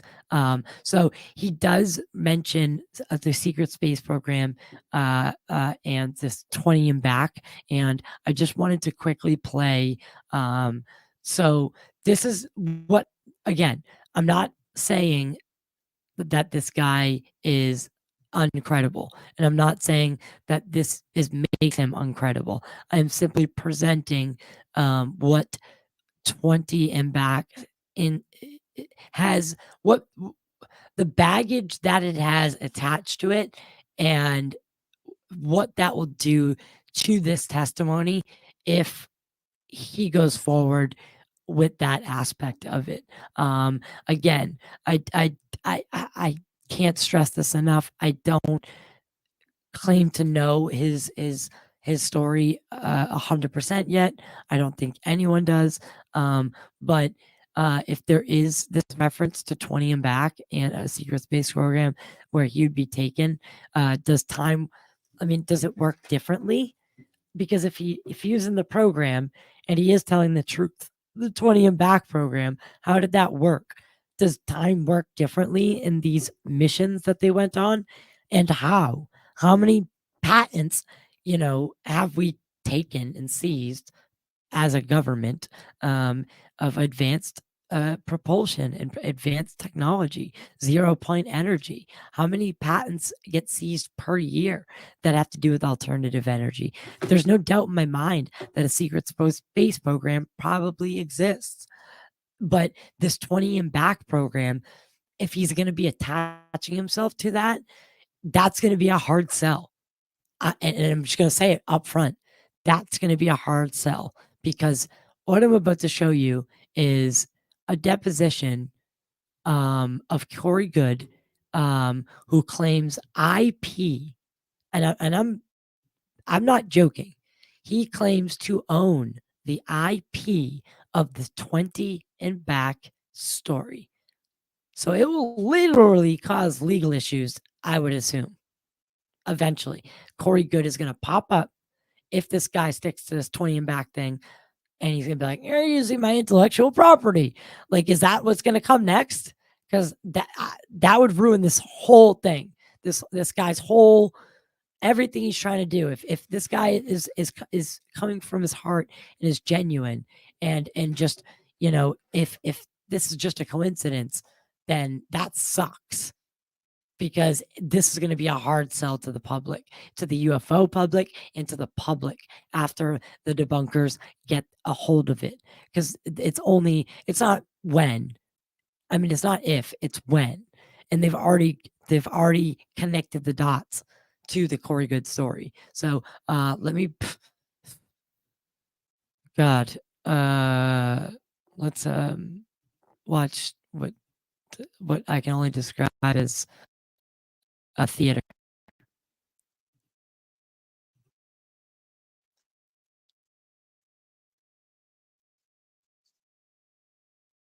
What are you referring to? I think we're talking about the ones that your This clients is Corey Good. released. Okay. So you're saying the time when my clients, after you filed the lawsuit against my clients released a video online that you believe caused you harm, and you believe that was 2020, right before Christmas, not 2019. Is that correct? I believe so. So he's suing someone. Okay. Anything else about your testimony that you wish to change or add? Is that a no? No. Okay. Because if you remember anything else, you understand you're free to add it in now. That's fine, right? And okay. Before we went off the record, we talked about a few things. I want to make sure that I don't miss something. Earlier, you mentioned instead of bitching and complaining to the community or having things get out, you prefer to go to someone straight to where the problem is instead of making things public. Is that right? Yes. And so instead of using social media, you prefer to do that in private, any issue resolving, right? I think it's at like 1:30. Would it be true to say that you've never used social media to evidence that you found that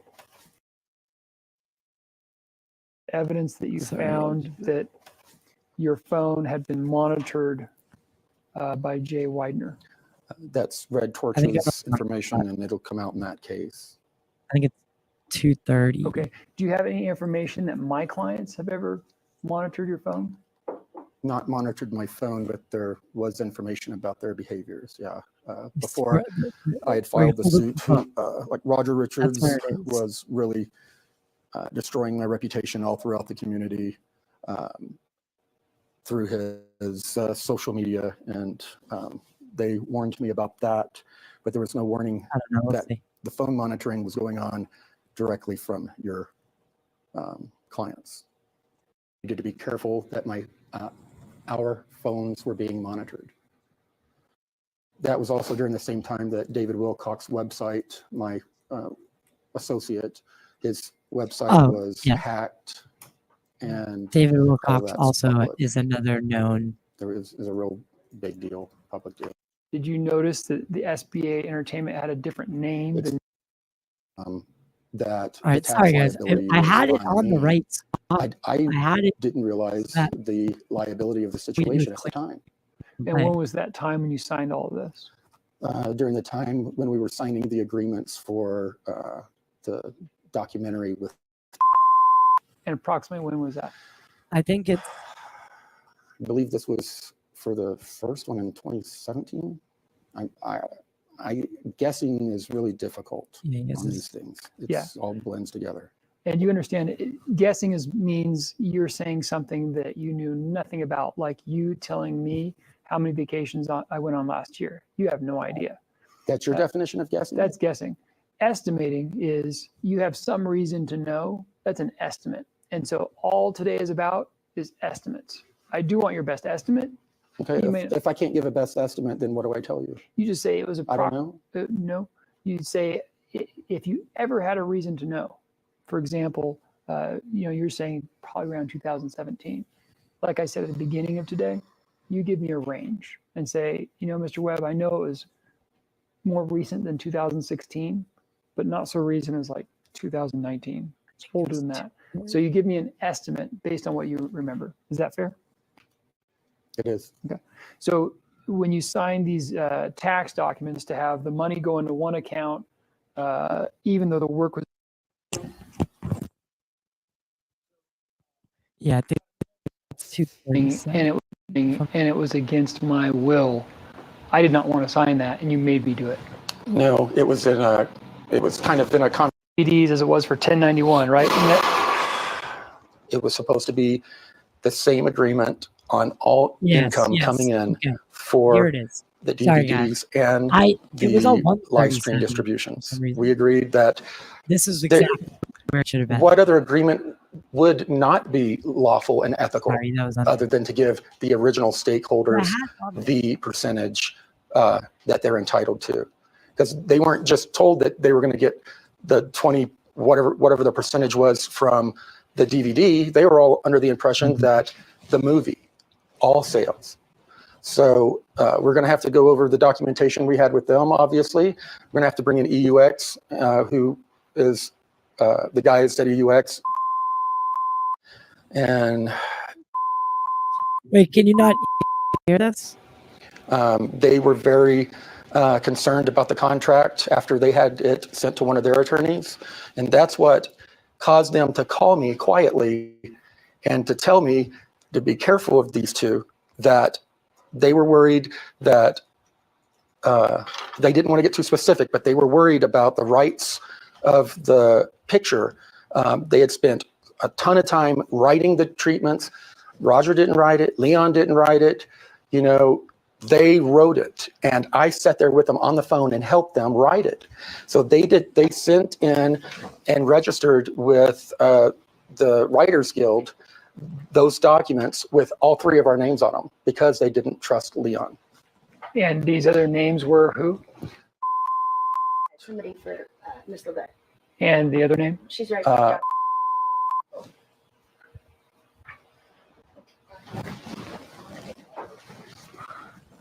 Classy.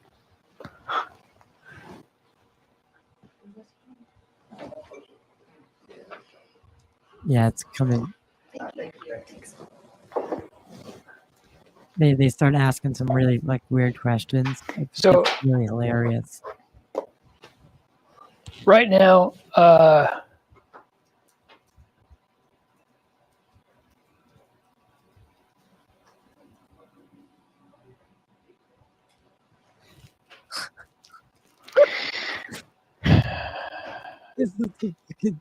So funny. You've made claims to some people that sometimes you have memory issues, right?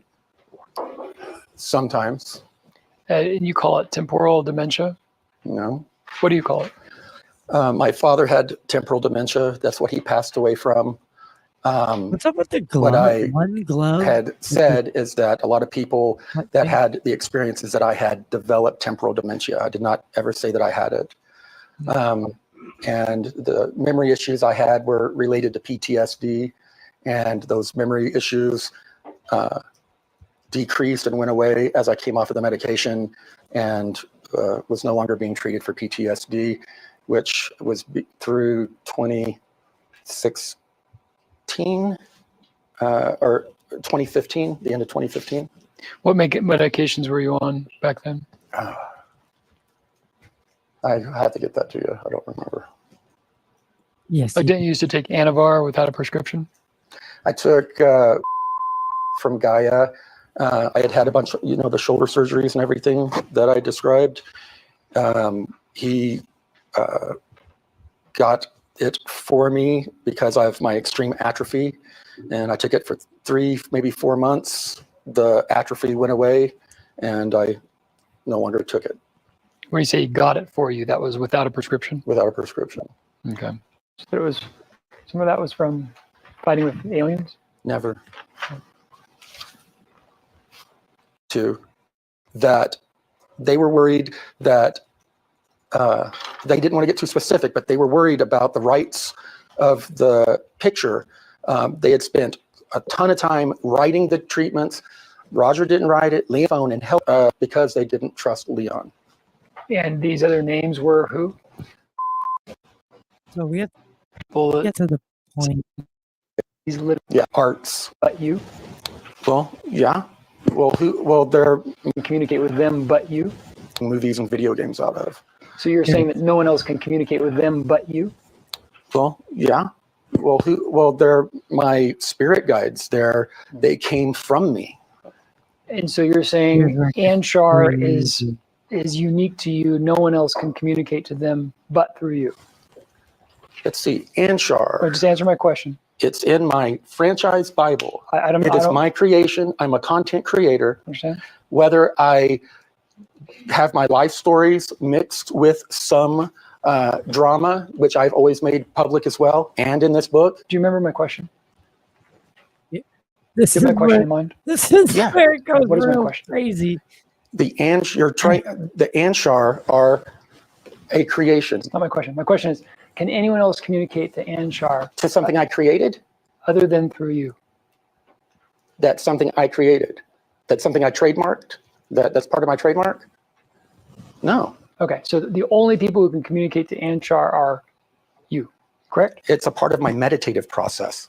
Okay. If someone wants to create up a meditative process where they're talking to the Anshar, there's nothing that stops that, and they will believe it, and that will allow them in their higher self to connect. It's a tool. So someone else could connect to Anshar as well and have an experience with Anshar as well. If they imagined it so, but if they decided to go out and do a television show about it or write a book about it, they might have a problem. But can't they have their own? They couldn't write about their own experience. We may have a problem. Their own experience with something. I mean, okay, it would be the same as a Star Wars character. No, but if someone else has an experience or had a meditative state, can't they communicate and talk about their experience? 20 backstory. They can communicate and talk about whatever they want. This is America. Sure. But if they went out and said. So it basically says that he went on this 20 and back program where he goes for a 20-year mission and comes back and does an age a day. And that is similar to what apparently Jason Sands is saying and said the 20 and back program. But this guy owns the trademark to that whole thing. So this is a deposition about that, and it was public, obviously. So it kind of blew his spot up. That he added lies to his story, embellished aspects of it, purely created other aspects of it, but he was marketing it as his full, true experience. And Wilcox is the same way. That Han Solo was giving them information in their dreams or in their meditations, and they started writing books about it. Guess who's going to come and sue them? Uh-oh. So you're saying that this Anshar, it's real, it exists, as far as you're concerned, and that you communicate with Anshar, correct? It is a meditative tool that I use, and a lot of my. You're answering. I am answering your question. Is it real or not? It is not physically real. It was created by me as a part of my meditative practices. Do you communicate with something named Anshar? In my meditations, I use the Anshar as like an avatar to communicate and gather different information. Avatar being real and independent from you, or part of you? It would it depends on how you view a person, their higher self. Is Anshar independent from you, or is it part of you? It's my creation. It's part of my higher self. So no one else can communicate with it because it's your creation. Right, unless they decide to create it in their head, but then they're not creating it. Well, if they create it in their head, what are they doing? They're borrowing my creation and delusionally having their own experience. And they can't write about their own experience. They can't write and profit off of, just like Han Solo, the whole Star Trek. This is an IP that is like Star Trek. And it is dramatizations built on top of my experiences. And that people do that all the time. And their content is not. So you're saying that Star Trek is real? No. Okay, no. So Star Trek's not real. Anshar is not real either. Correct? Correct. Okay.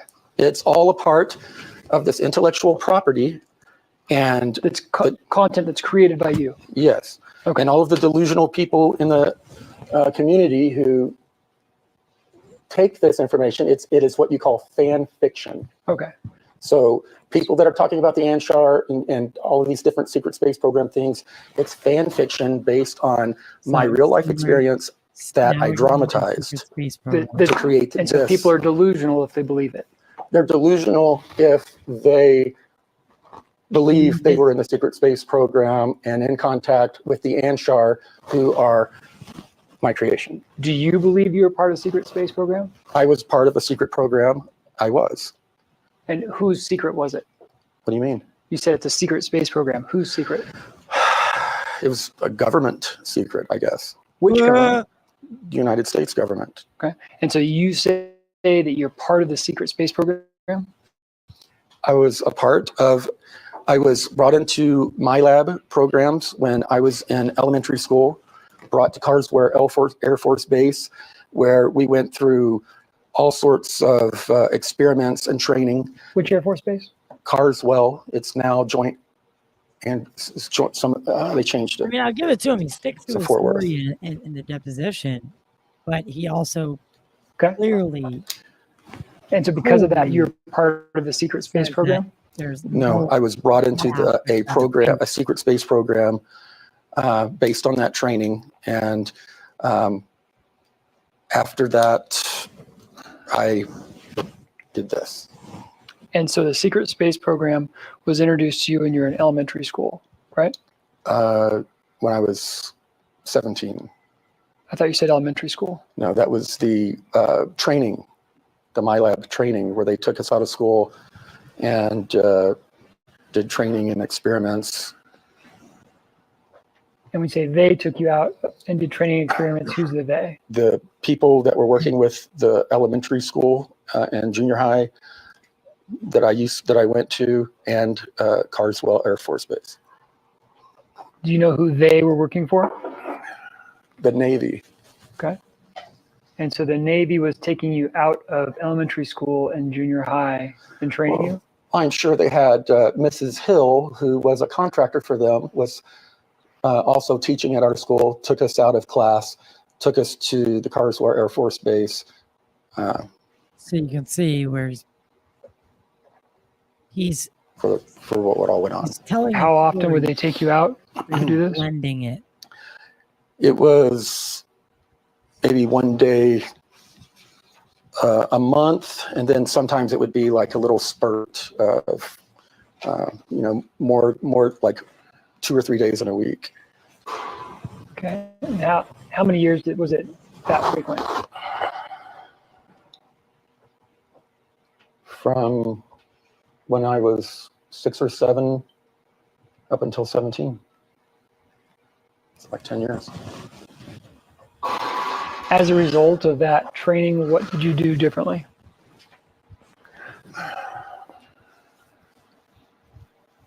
I love the stare.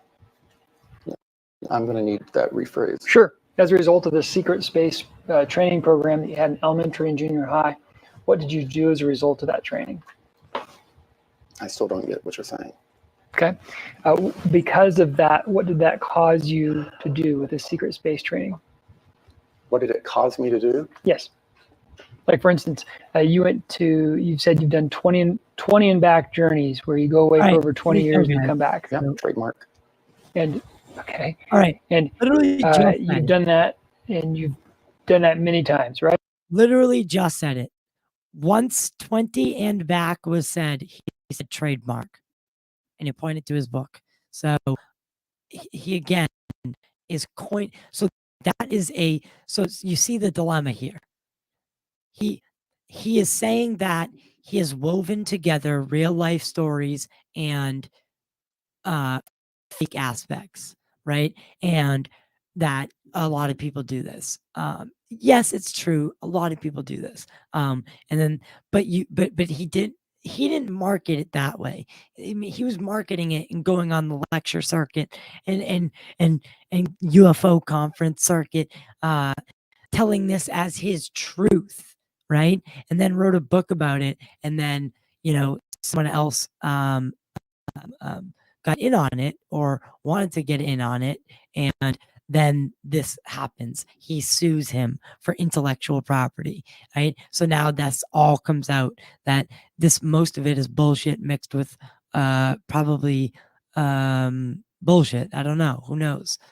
Right. Correct. That's the dramatization on top of the story. Like I said. Are you saying it's dramatization or is it real?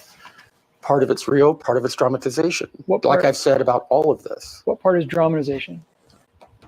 Be more specific, please. Sure. What part of the 20 and back is dramatization and not real? Well, the 20 and back itself is my creation. That's why I trademarked it, and that's why it's a part of my intellectual property. So does that mean it's not real? It's dramatization? What does it matter if it's real or not? I'm asking you whether it was dramatization or was it real? It's a real part of my dream or delusion, of whatever you want to call it. I created all of this as on top of the training that I did have and the experiences that I did have. I extrapolated this stuff out and created it. Okay, but it's part of your dream or delusion, you call it, correct? With whatever y'all want to call it. Well, what do you call it? All right, so you see the problem. You see the problem. The 20 and backstory is going to be something that is going to be very, very, very hard to pass the community smell test. And I do think that if this Jason Sands sticks to that, then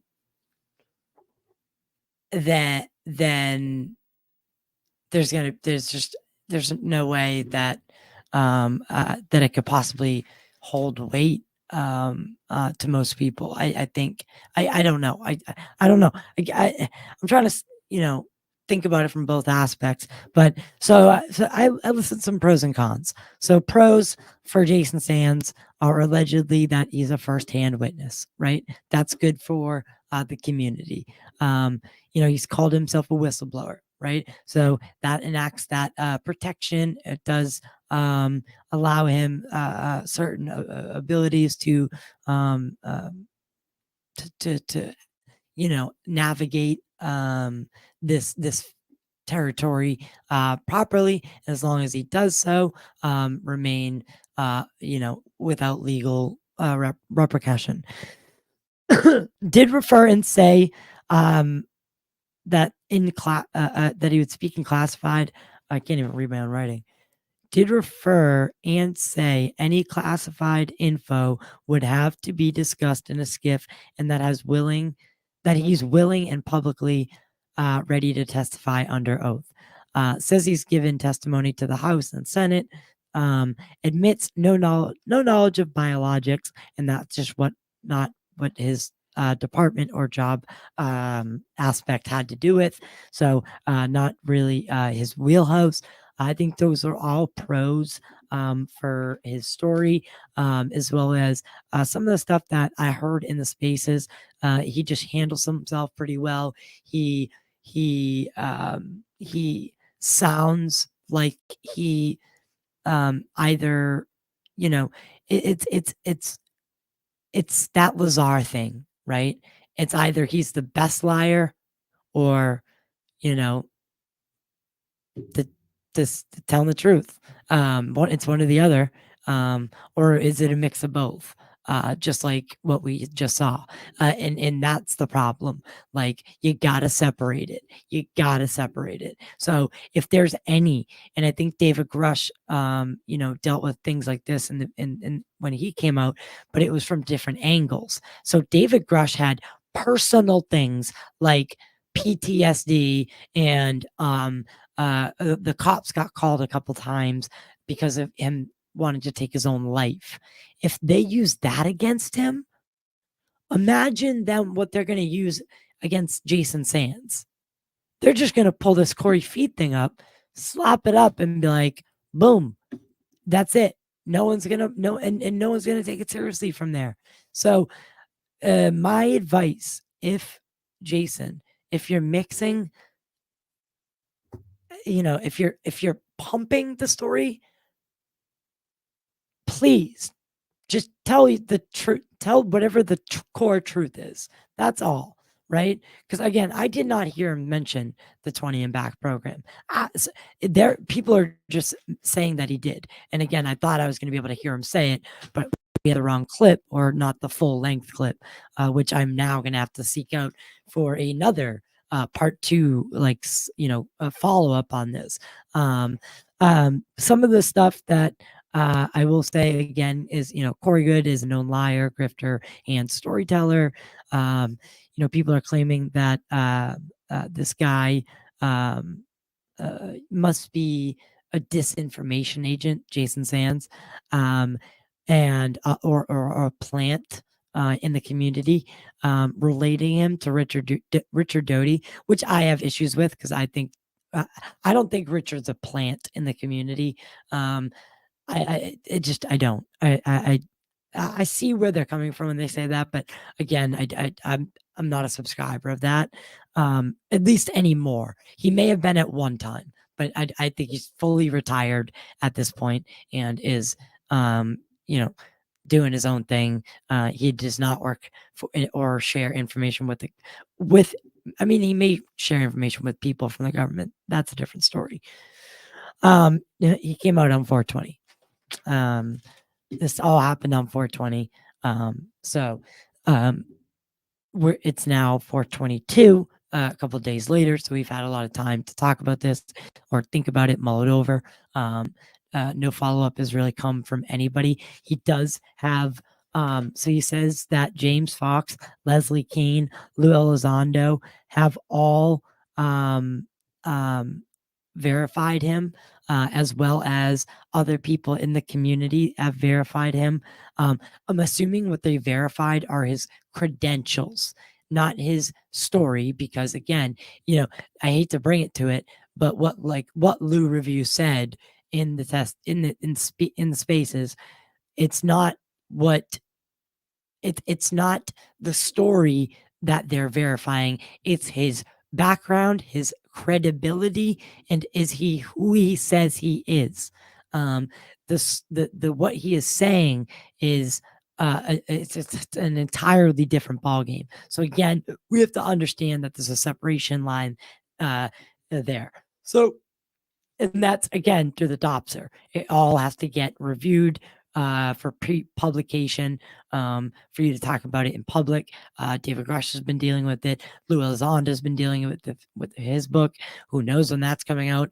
Probably an asteroid might hit us by the time Lou Elizondo's book ever actually makes it to the shelves at this point. But he is saying all these people can vouch for him, and he's also supposedly the driving force for James Fox's film, The Program. Now, I don't know how true that is, but because none of these people have come out and said anything. They haven't verified. They haven't, you'd think they'd want to back him up if it's true. And he is a driving force in some sort of film or production that they have. And again, how did he get to telling his story in a random Twitter spaces if he is the driving force for a film that is, you know, said you know, the way James does things is he likes to, it's like investigatory. So, you know, it's like a watershed moment, right? When you're watching the film. And that's definitely how you feel when you watch Moment of Contact and The Phenomenon. So, there was no doubt in my mind that if this was the driving force of that documentary, that I don't think this is going to hinder that, but if that secret space program 20 and back thing comes up, there are going to be questions that need to be answered. Other than that, what do you guys think? Let me know in the comments what you guys think of Jason Sands. Let me know what you think about the allegations that he's making. Let me know what you think about his integrity, his credibility, his body, well, not body language, but I mean, he sounded very confident. He sounded very, and it was a late show. I know how bad those can get. We're doing one right now. You know, I'm talking solo. I've been solo for almost 2.5 hours, right? And I understand, like it's tiring. You know, people don't on the other side watching don't always get it, that, you know, it is tiring to go through and be constantly answering questions and kind of recounting things, and especially if it's a you know, whim. But again, if he's preparing for the documentary, I would assume that all this is at the forefront of his mind. And I think coming out this way was definitely weird. It was weird. Like, I would have done it with like a one-on-one interview with, you know, I don't, I'm not going to say me, but I would love to, I'd love it for me to be me, of course. You know, I would love the challenge to do something like that. But Lou reviews, I don't think that would be a good idea. Those kind of forums, and then the spaces, I don't think are a great forum for Jason right now. Not until at least a documentary comes out and more can be really understood about the situation and what is exactly being said and claimed by Jason. So until then, we'll continue to cover and follow up with this. But this has been a breaking news story, guys, and I enjoyed this. Even doing it solo. We're at 203 people right now. You know, it's crazy. It really pisses me off that, again, you know, YouTube doesn't really promote the show the way it should, but Twitter doing a bang up job of doing that. And so that's where the people are, and that's where they stay, you know. And until you can monetize it, like I said, as a content creator, yeah, you do have to monetize. And some of what Corey Good talks about, you know, there's nothing wrong with, and that's the thing that we need to understand in this UFO community, is there's nothing wrong with making money, to, you know, working in this field. What there is, when you're lying and perpetuating a narrative that is false narrative and gaining and profiting on that as truth, yes, that's a problem. Yes, that's a problem. Because if not, you're a science fiction, right? Storyteller. That's what that is. You're a storyteller. If you're marketing as the truth, people are much more susceptible to buy into it, and all of a sudden this like really cult atmosphere develops around it, and we have to be very careful of that. So it's going to be a weird next week, in a week or two. I will say that, and we'll definitely be covering it. You know, I'm slated to talk to Danny Sheehan May 6th. So you damn sure I'll be asking about Jason Sands. And I just want to thank everyone for being here tonight. Make sure, if you're watching on Apple, God, if you're listening on Apple or Spotify, leave the show a review, written review, and a 5-star rating, or whatever you think the show is worth to you. If you want to join our membership, do that on YouTube or on Patreon. It's pay what you want, and everyone gets the same benefits: early access, a yearly gift after 12 months from our store. Pick whatever you want, we'll send it to you. And again, it has to be after 12 months consecutive membership. Early access, ad-free content, podcasts, behind the scenes footage. This Bridgewater project that we've added to the movie that we're making right now about connecting Dudley Road to the Salem witch trials. We've opened the book. Oh my God. This movie is shaping up to be something crazy, guys. It is crazy. So we're set to shoot. I'm set to move in May, and also end season 2 of the podcast in May, and also shoot the Bridgewater segment in May, as well as, again, record with all these people. So to try to wrap everything up. So I'm going to have a lot going on. We're going to be trying to go to live as much as we can. We're definitely going to be so we're staying in a haunted house in the Bridgewater Triangle while we're filming in the Bridgewater Triangle. That's a sneak peek I'll give you. So we're going to be doing a secondary kind of thing while we're there for YouTube, probably live, kind of live streaming this haunted house while we're there, just, in our off time, when we're not doing shooting for the movie and in that investigatory stuff that we're working with the Bridgewater research investigatory team with, the guys who made the movies about Bridgewater. They have unlocked so many doors. Bill Russo is going to be giving testimony to me, who had the famous Pukwudgie sighting. We have someone from Homeland Security that's giving testimony. Just a plethora of people that are credible. Joe DeAndre is giving testimony. There's so many people that are giving interviews. Modern day witches from Salem, mediums, ghost hunters. Everything is going to be in these 3 parts. It's going to be an amazing film.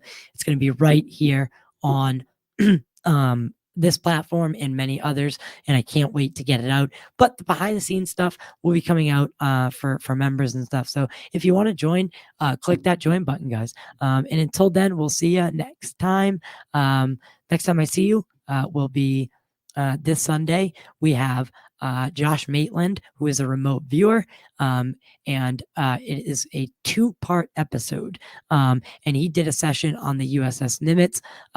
He was targeted with remote viewing the USS Nimitz, and we found new things that he was right about. We basically go through his whole notebook session, and he tells us how remote viewing works, what his process is, and he goes through it all with us, his whole notes, from ideograms to the Monroe Institute style, cowboy style, which is a style that they're working with now. These like remote viewers who can, maybe take a little bit more front loading than traditional remote viewers should be, but still working with it. So he's also going to be the music supervisor for the film. So he's going to be scoring the movie. So lots more to come, guys. We'll see you very soon.